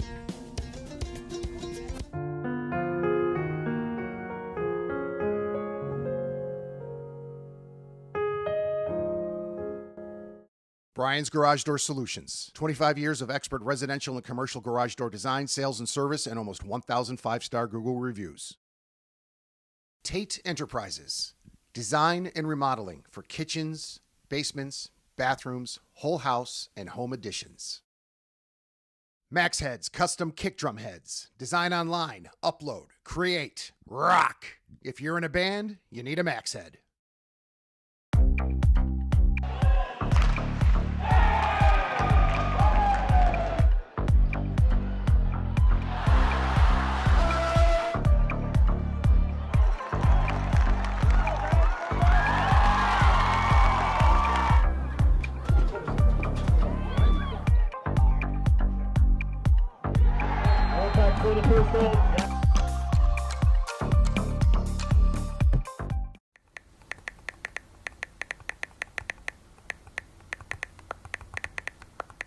Hi, my name is Brian Koehn. I am the president of Soccer 2000. We are a soccer specialty store located in Downers Grove. We specialize in servicing club uniforms and a personalized retail experience. Soccer 2000 has an exclusive team center that includes a wide variety of uniform kits to help your club choose the next kits that will make you guys look great on the field.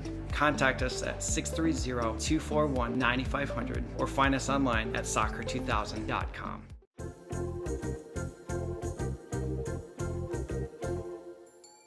Did you know that you can advertise your business on our live streams? You sure can. Contact us about the numerous advertising opportunities we offer to local businesses during our sports live streams. Build brand awareness, engage customers, and support your local sports teams. Contact us for more information.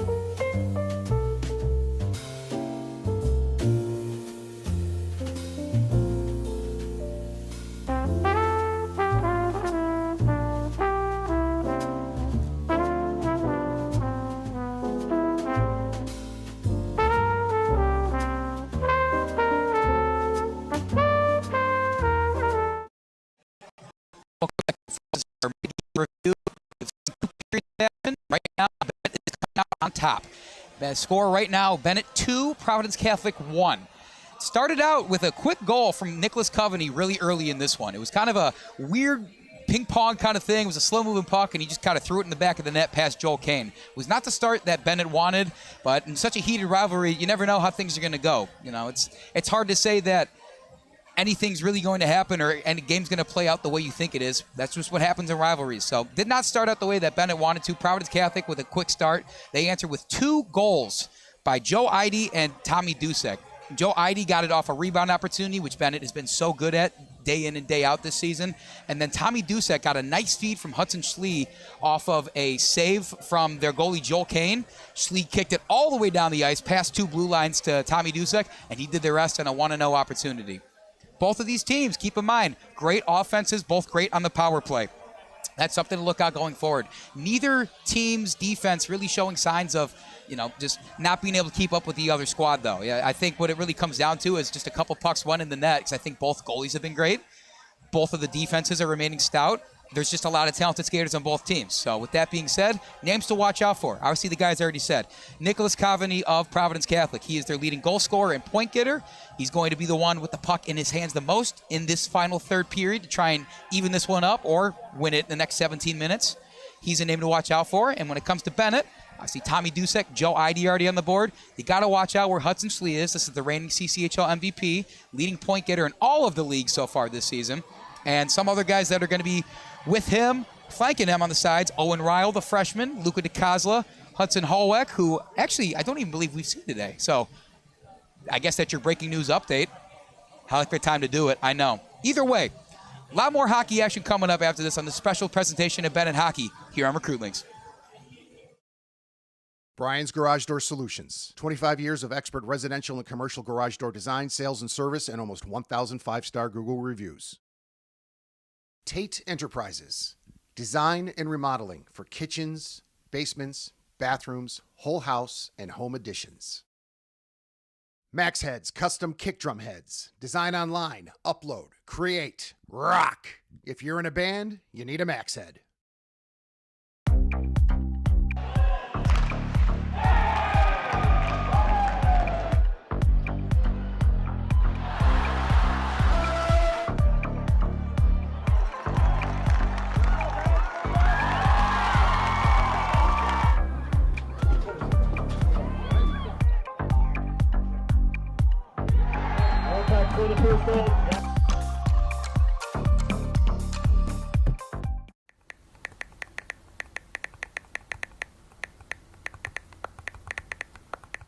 Hi, my name is Brian Koehn. I am the president of Soccer 2000. We are a soccer specialty store located in Downers Grove. We specialize in servicing club uniforms and a personalized retail experience. Soccer 2000 has an exclusive team center that includes a wide variety of uniform kits to help your club choose the next kits that will make you guys look great on the field.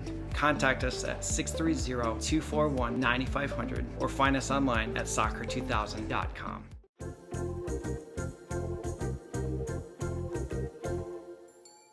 Did you know that you can advertise your business on our live streams? You sure can. Contact us about the numerous advertising opportunities we offer to local businesses during our sports live streams. Build brand awareness, engage customers, and support your local sports teams. Contact us for more information.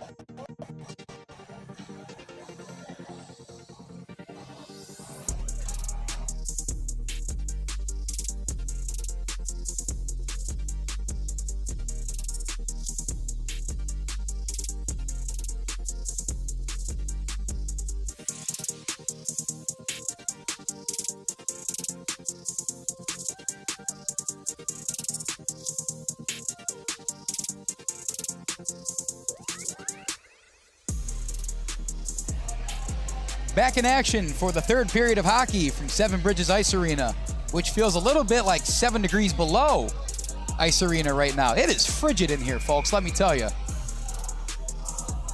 I know there's ice in the rink and it's cold outside, but it's a building.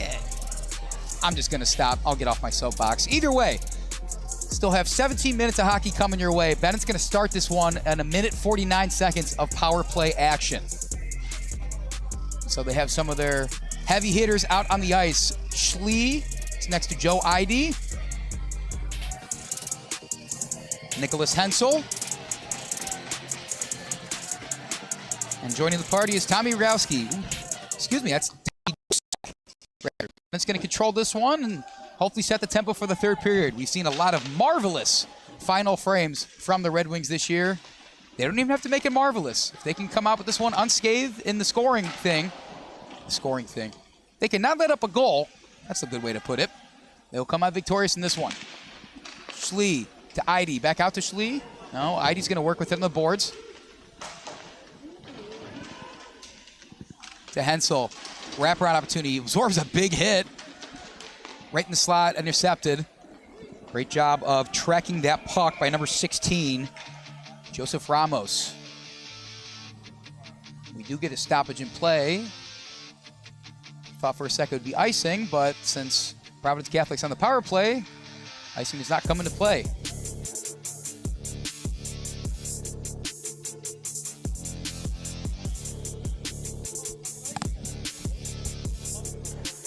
We will maybe later. The Celtics will have a face-off right in front of the goal, and play resumes. That was nearly a shot right by Koehn. Referee signaled no goal. Maybe it was a deflection off the post. Goes all the way over to Spencer. Smacks the boards. Bennett's got about 45 seconds left in the power play. Perhaps choosing to remain a bit conservative on the power play, as they have the lead in this one and don't want to let it up. Schlie, he'll skate around. Wants to center it. He shoots it, and it deflects off Spencer and goes up and out of play. 29 seconds left in the power play. 15:40 in this third period to go.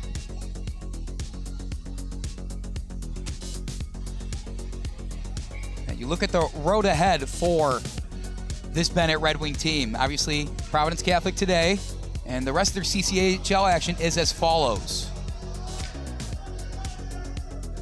They will, they'll be traveling to Fenwick tomorrow. And then we'll wait till the new year, where they're going to travel to Brother Rice and play an away game there. Another road trip out to Notre Dame. And then they'll finish the season on a back-to-back on January 24th and 25th, hosting both Notre Dame and Fenwick.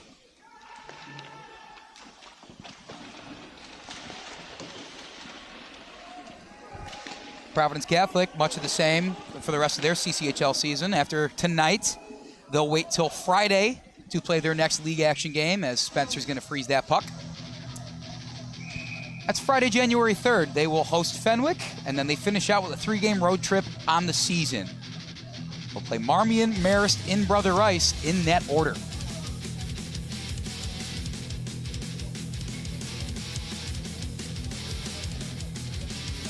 As the regular season winds down, we start seeing which teams are in likely contention for that Kennedy Cup. And if you look up on the banner over here, Benet already has 4 to their name, hoping to add a 5th.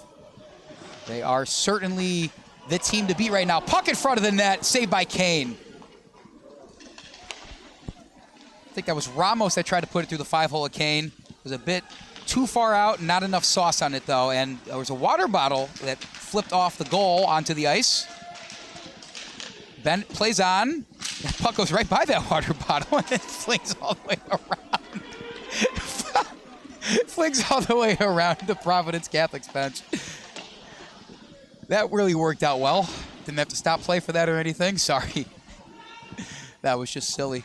Off the back of the net, we're going to play on. 14 minutes, 10 seconds to go in this third period.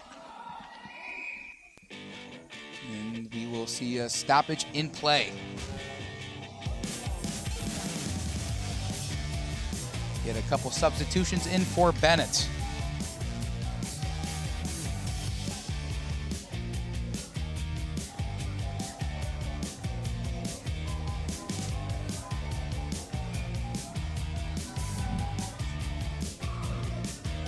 That stoppage in play appears to be a penalty against Benet. I was maybe too focused on that water bottle storing on the ice, entering the box. Carson Stone, he did not look happy about it, but for the next 2 minutes, Providence Catholic has an opportunity with a man advantage to tie this one up. Benet's had a couple successful penalty kills. Their only goal they let up was on somewhat of a broken play for Providence Catholic. Coveney just found himself with the puck, and Koehn was overextending the other side and put it in the back of the net. It's a huge momentum shifter either way. I think Benet puts themselves firmly entrenched in having control of this one. Meanwhile, shot too weak. Koehn deflects it. Bennett's able to kill this successfully without much of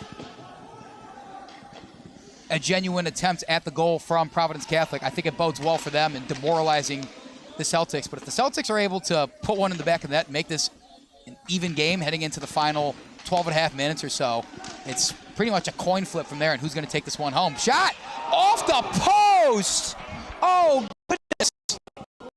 Oh, it's a game of inches to say the least. That's one Celtics fans are going to be thinking about for a long time if this result holds. Shot. Koehn blocks. Cleared all the way out. Now, what a beautiful looking shot. Just watching that in the air, despite how fast it was, it looked like slow motion. Goes off the right post, off the left side of it too. It comes all the way back out, and now the Celtics have only 30 seconds of their power play left to do something with it. It's not often you get an opportunity like that, and you come that close to it. Right side. Koehn, breadbasket, frozen. 12:26 to go. And probably one more opportunity for the Celtics, seeing there's 19 ticks to go with their man advantage.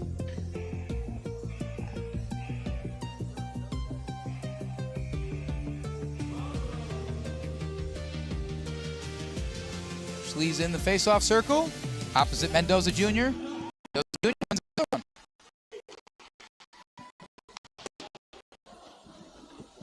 Bounces back out. Celtics want to keep it in.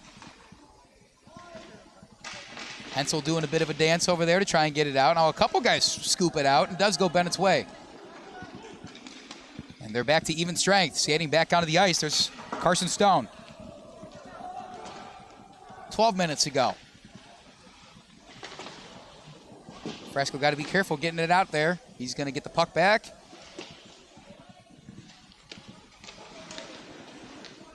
Aggressive on the forecheck as ever. Here come the Celtics. You have an opportunity. Ooh, puck squirted left side of the crease. No one was home. Shot goes just wide left of Koehn's blocker. Koehn seeing a lot more shots on goal than he was this game. His hold firm so far. That puck's left of the net, and it's in the net! Providence Catholic scores! It's a tie game at Seven Bridges.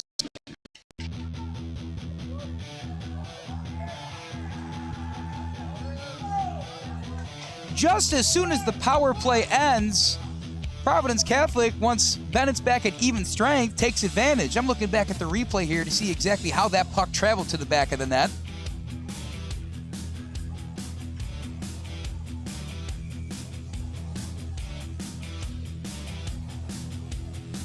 Yeah, Koehn was standing in there firm.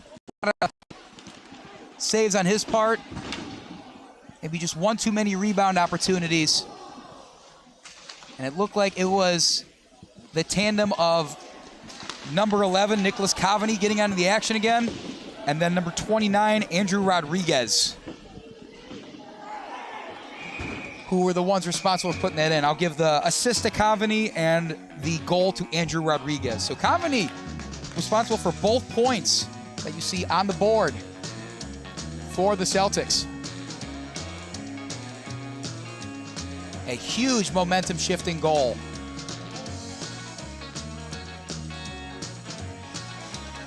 The next 11 minutes and 5 seconds will determine, if nothing else, bragging rights between these two squads.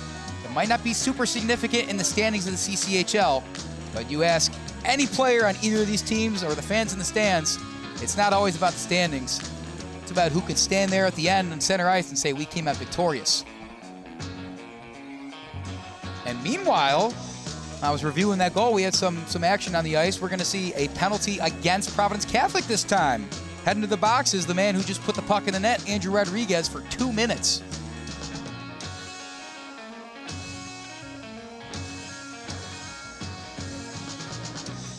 Still without CCHL live stats, so we can't give you the official ruling on that call, but Rodriguez has certainly been sent to the box, as the scoreboard indicates. And the power play will now be in Bennett's favor this time.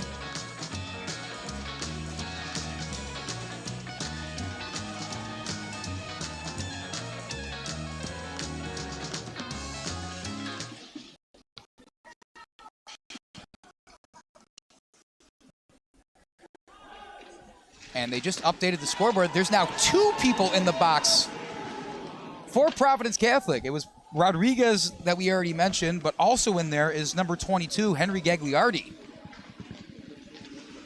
So Bennett with a 5-on-3 opportunity for the next minute and a half or so.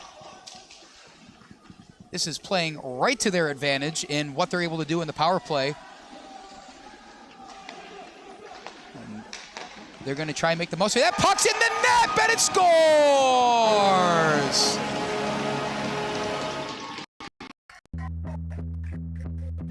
And show exactly how he feels about his opposing team. The man who put it in the net on a one-timer, Carson Stone, goes over and fires an arrow into the Providence Catholic bench. We haven't said it enough. Can you tell these two teams are rivals? Carson Stone, right side, right near the slot in the face-off circle, taking advantage of the 5-on-3 opportunity. Not as many people in there to deflect the shot. And put that puck on the net, especially when you have the man advantage, good things are going to happen. And for Bennett, they now sit back in where they want to be in the lead, 3-2 with just over 10 minutes to go. And keep in mind, they still have a 5-on-4 power play they can take advantage of for the next 64 seconds or so.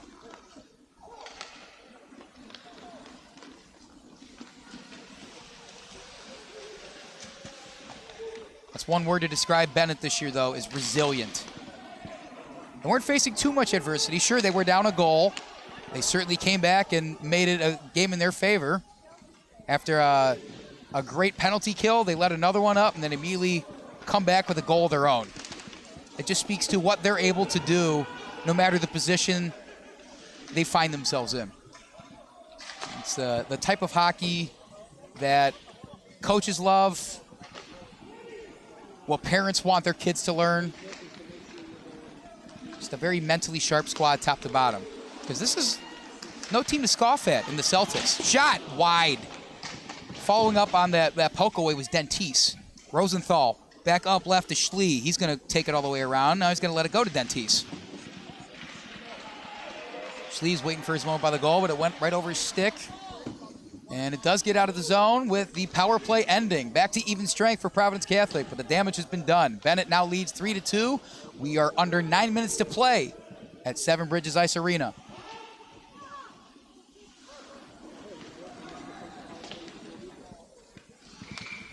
Wise choice there by Joel Koehn, the man in the net. As I was saying before, I talk about how impressive Bennett is and has been. This Providence Catholic team is not any team to write off. This is a difficult league to play in the Chicago Catholic Hockey League. So many heavy hitters. Taking a look at the standings. You talk about Bennett, of course, still undefeated. No doubt, Nations is as tough of a team as they've ever been. Brother Rice is up there. Fenwick was great last year. They're even better this year. Notre Dame's right in the mix, too, one of the newcomers to the league. And Providence Catholic sits right behind all of them with a very respectable 7-6 record. They still have a goal differential of 16 goals, so in the games they do win, they're winning them pretty handedly. It just goes to show you the depth of the Chicago Catholic Hockey League.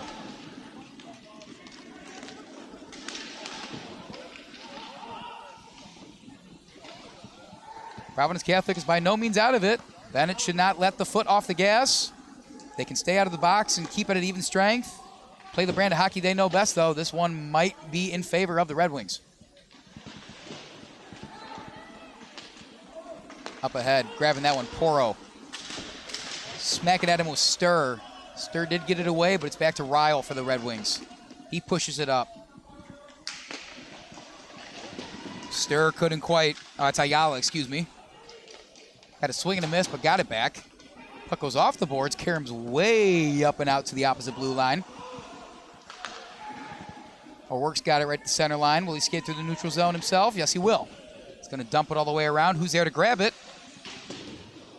Going in there and falling to his feet was DiCosola. O'Rourke with a huge hit on that backside. Goodness gracious. Shot in front.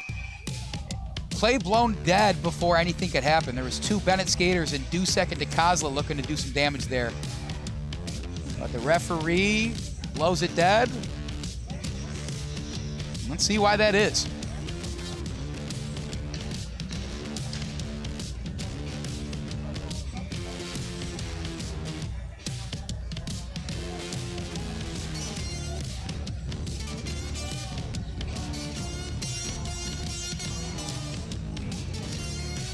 Nobody coming off the ice right now, so we'll stick with even strength with the face-off in the neutral zone. It's one for Celtics.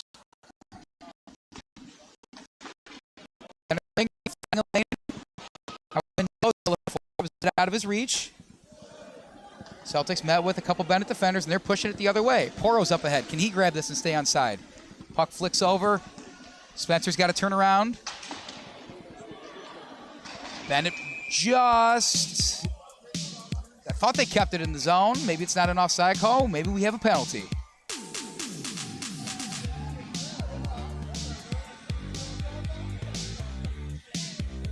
And it does look like number 13 of Benet's going to head to the box. That's Tommy Dusek, one of the goal scorers in this one.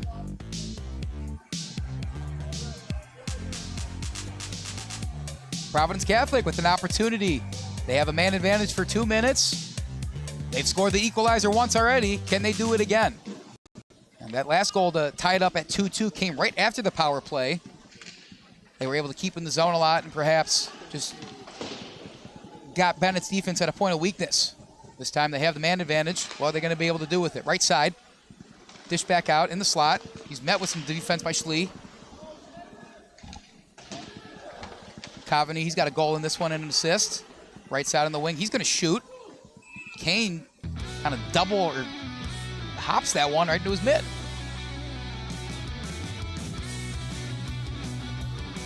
Benet will get some substitutions in. Got to keep the first couple lines in during the penalty kill, which is another reason why penalties can just be so crucial in avoiding for teams. It's not only effective if you do have a penalty kill, you're going to exhaust your first couple lines as that puck's just going to dance in the middle of the net. The crease, how does that poke out there? Not sure. Slot, shot, goal. Koehn blocks it. And there goes Benet icing it. Oof. Things got pretty sweaty there for the Benet faithful. That puck was sitting there in the crease, kind of poked out to the slot, and Benet was able to poke it out without any issues. Ramos, right side. Rosenthal's chasing. Up in the crease. Is anybody there to take it? Puck sitting around in front. Whips it around, but it's blocked. Way to get in front of it by the Celtics to keep it in the zone. They do. 47 seconds remaining on the power play. What can the Celtics do with it? They've had a couple good-looking opportunities. That one went off the right post and deflected out left in the last power play. They ended up scoring anyways, but something to keep in mind. Right in front of the net. Man, a lot of pressure in the crease from this Celtic squad. Spencer comes out to grab it, give it to one of his skaters. That's number 8 in Benjamin Schwarz. And they have to get going the other way. You got to feel there's a sense of urgency for Providence Catholic to put one in the net in this power play. And they got 18 more seconds to do it as we get a stoppage in play. 5:09 remaining.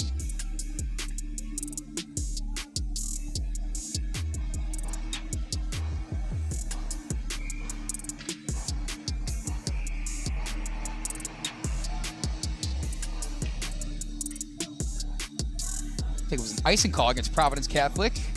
So Benet, shorthanded, will get a face-off in front of the net they're trying to score on. Luca DiCosola went middle because the man disadvantage, no one was home. 7 seconds left in the power play. Looks like Bennett's penalty kill will hold firm once again. Flood. Up towards the goal. Koehn block and a redirect out towards the boards. Back at even strength.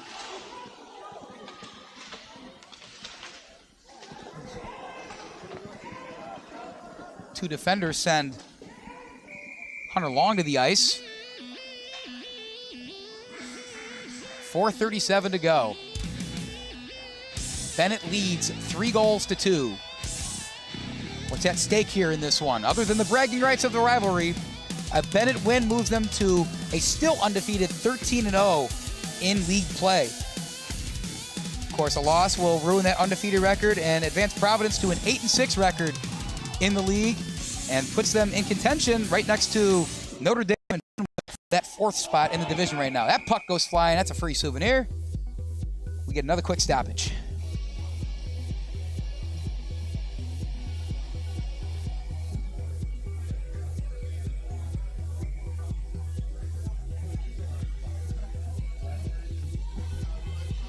We get another face-off. You can talk all the crap you want, but when it comes down to the witching hour, as some people call it, the crucial final moments of a game, Koehn saves it.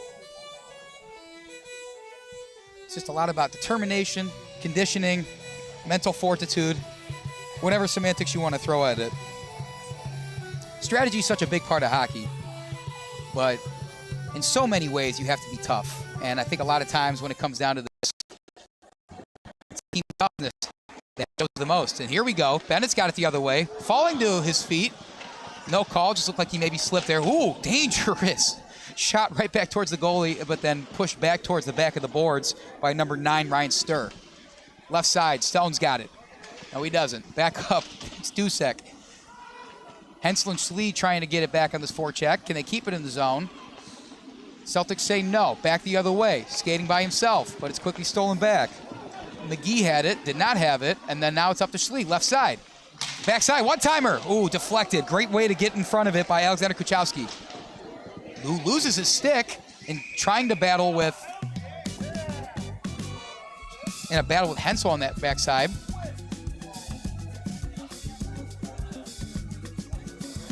But I believe that play was stopped because we have a Benet penalty. A couple sticks that landed on the ice, I think. Hensel lost his. Someone broke theirs. Ay. Things happening all over the place. It is a Benet penalty. That one goes against number 29, Carson Stone. It's his second time in the box today.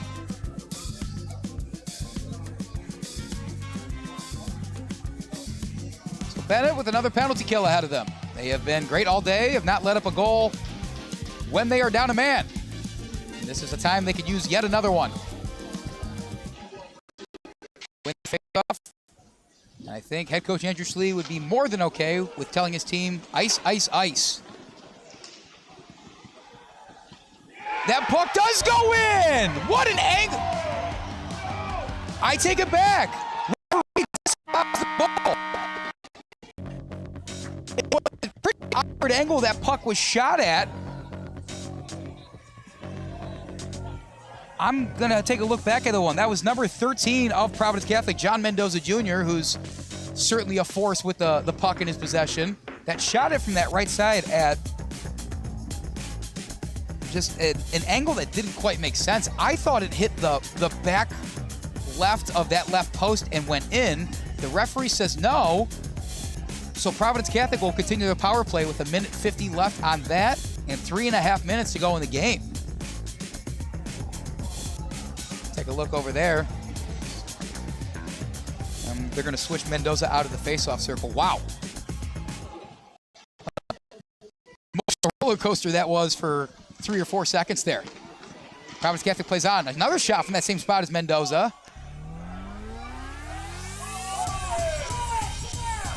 And the referee stops play. No penalty against Benet, much to the dismay of many Celtic fans in attendance.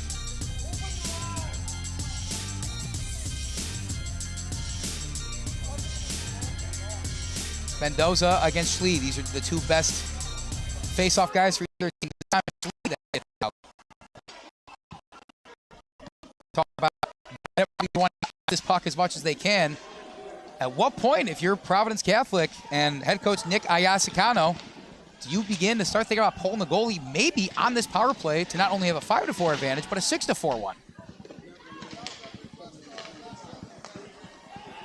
Right side, opportunity. In front, not quite. Bounces off left side. Schlie's got it. He's got possession. He's got one guy in front of him. Can he outskate the rest? Slices, dices. It gets poked away. He does corral it.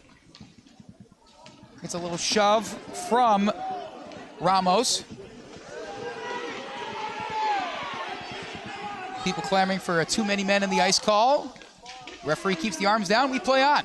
50 seconds left on the power play. PC. Nice couple moves by Cardwell. He's going to be patient with it and wait for the opportunity. PC trying to dump it in there.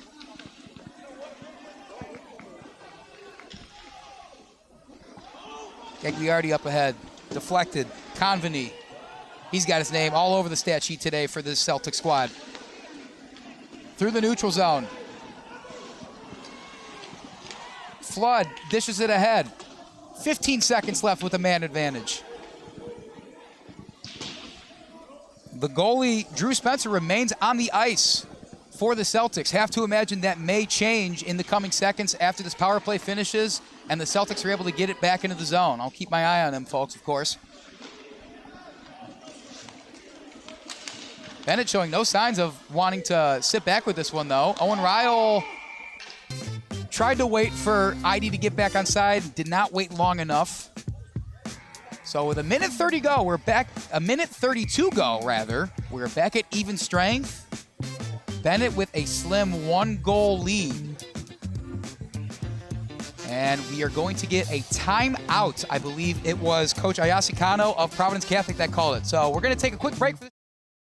Brian's Garage Door Solutions. 25 years of expert residential and commercial garage door design, sales, and service, and almost 1,000 5-star Google reviews. Tate Enterprises. Design and remodeling for kitchens, basements, bathrooms, whole house, and home additions. Max Heads Custom Kick Drum Heads. Design online, upload, create, rock. If you're in a band, you need a Max Head.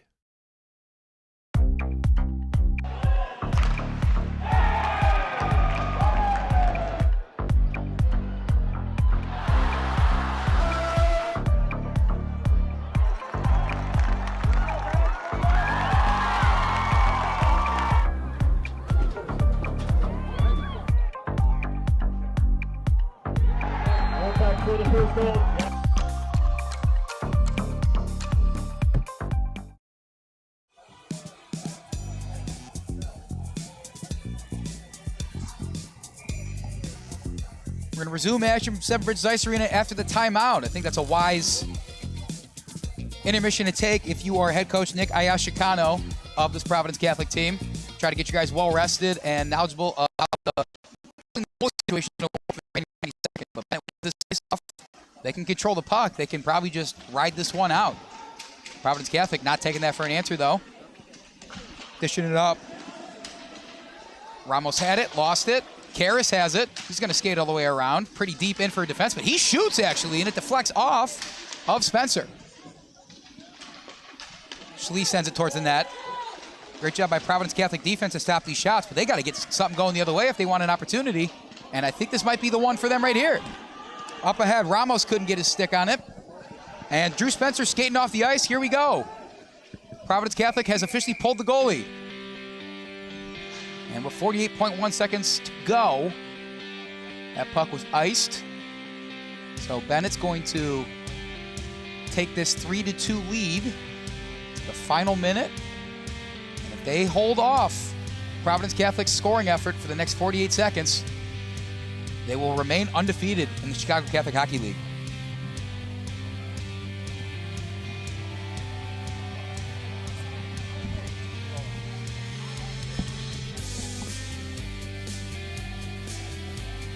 We're going to keep things here. We can do a quick little game recap for you. So this one started out with an early Providence Catholic goal. It was Nicholas Conveny, right place, right time. A lot of rebound opportunities. Pulled Joel Koehn out of the net. Conveny put it left side while Koehn was on the right. 1-0 scoring that happened in the first period. Benet came back with as they often do, a nice rebound chance from Joe Ihde. Benet's just so good in positioning themselves where they need to be in those cases, and Ihde put it in the back of the net. It was a 1-1 game from there. Shortly after, Benet finished up a power play, and then Hudson Schlie found a streaking Tommy Dusek down the ice. He got a 1-on-0 opportunity and made Providence Catholic pay. That made it 2-1. And then the equalizer earlier this period, Andrew Rodriguez found some space on the left side, put it past Joel Koehn to make it 2-2. And then this last goal from Benet made it a 3-2 hockey game in this true rivalry that spans generations, leagues, whatever you want to call it. I'm going to come down in 45 seconds, folks. Here we go. Providence Catholic with possession. They have pulled their goalie. O'Rourke grabbing it right in the crease. Just trying to get it out of there. Providence Catholic does not keep it in the zone. It was a good job finishing the job to get it past the blue line there by number 28, Nikolas Hensel. Celtics re-enter the zone with 20 seconds on the clock. Shot. Redirect opportunity. No good. Frozen by Koehn. A redirect bounced off of Koehn, and one more save by Koehn, it looked like, on that right side. Ooh, I think the whole arena jumped up when they saw that puck flying towards the net. It looked to be a surefire goal. But the Benet defense and Koehn holds firm once again. 14.2 seconds left. Last gasp for the Celtics. Can they send this one to an extra period? They have a face-off. It's 1 minute, 12 seconds left. Waste time. 6 seconds, 5 seconds. Can Providence get it out and get a shot? Last chance. The horn sounds. Fly, Red Wings, fly. You can book this one for Benet Academy. They beat Providence Catholic at home by a score of 3-2. The whole team coming over to mob their goalie and Joel Koehn. What a great job by him and the entire Benet defense, and by both teams, really. This game lived up to the hype. And in a true rivalry at Seven Bridges Ice Arena, your final score, Benet 3, Providence Catholic 2.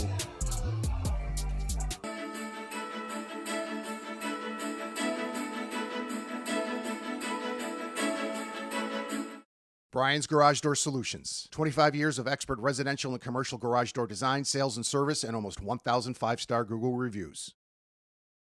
Tate Enterprises. Design and remodeling for kitchens, basements, bathrooms, whole house, and home additions. Max Heads Custom Kick Drum Heads. Design online, upload, create, rock. If you're in a band, you need a Max Head.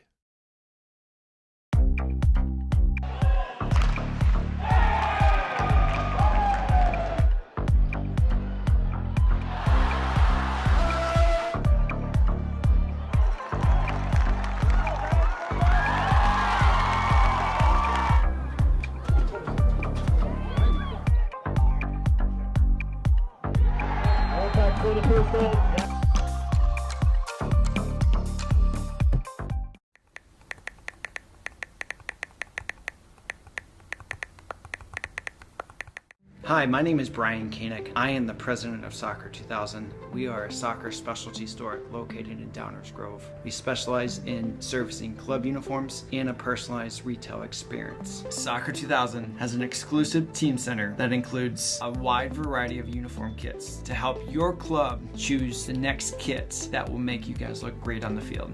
Contact us at 630-241-9500 or find us online at soccer2000.com.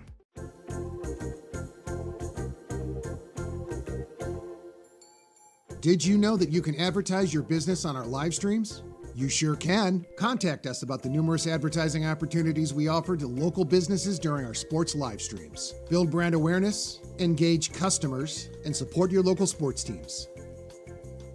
Contact us for more information.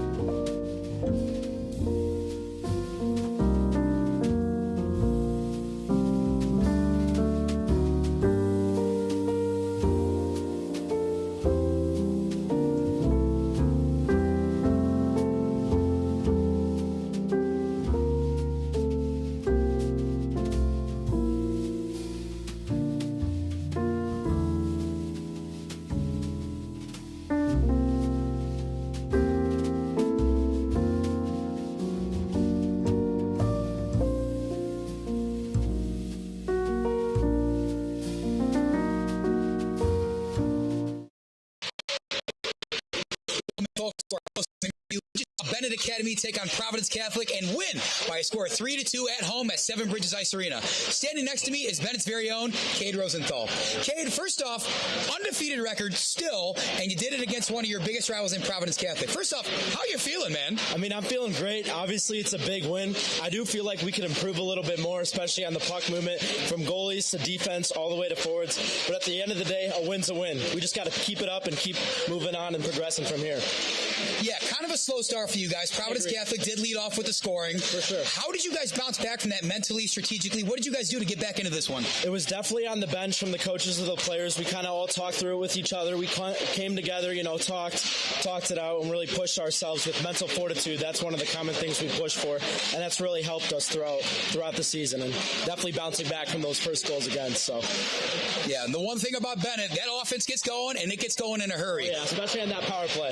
That's what I was going to say. What did you like out of the offense, especially down the stretch when you pulled ahead 3-2? I mean, when we're moving it down low to high and moving it all the way around, doing our plays, play 1 through 5, man, it's crazy. When all the cylinders are clicking, we're doing good, and we're looking good out there. So, yeah. With how big of a win this is, of course, and how great does it feel to do it in front of your home ice at Seven Bridges Ice Arena in front of all the fans? It feels great, man, especially with Jim Corneliuson here and like all the setup and like the special events and everything going on. And we got the John Grisbeck ceremony going. Just winning in front of everyone, making everyone proud. It really feels good. Final thoughts, Cade. You're still undefeated going forward. A couple more at CCHL play. Hey, has this team got a taste to lift the Kennedy Cup? I guess we'll have to see, but as of now, I'm pretty confident. I like what I'm hearing. Cade, thank you so much. Stay tuned, folks. We got a post-game recap coming up on Recruitlings. Brian's Garage Door Solutions. 25 years of expert residential and commercial garage door design, sales, and service, and almost 1,000 5-star Google reviews. Tate Enterprises. Design and remodeling for kitchens, basements, bathrooms, whole house, and home additions. Max Heads Custom Kick Drum Heads. Design online, upload, create, rock. If you're in a band, you need a Max Head.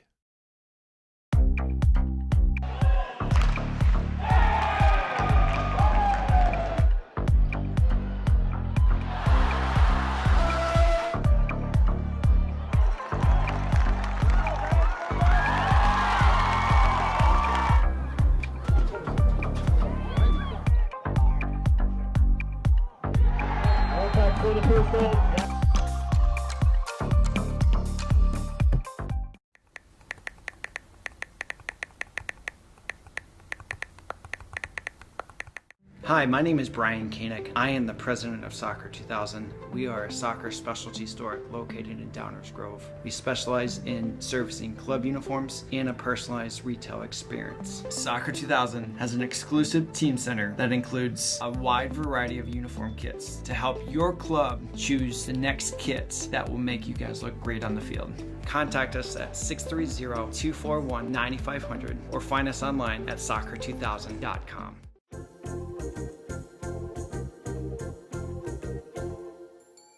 Did you know that you can advertise your business on our live streams? You sure can. Contact us about the numerous advertising opportunities we offer to local businesses during our sports live streams. Build brand awareness, engage customers, and support your local sports teams. Contact us for more information.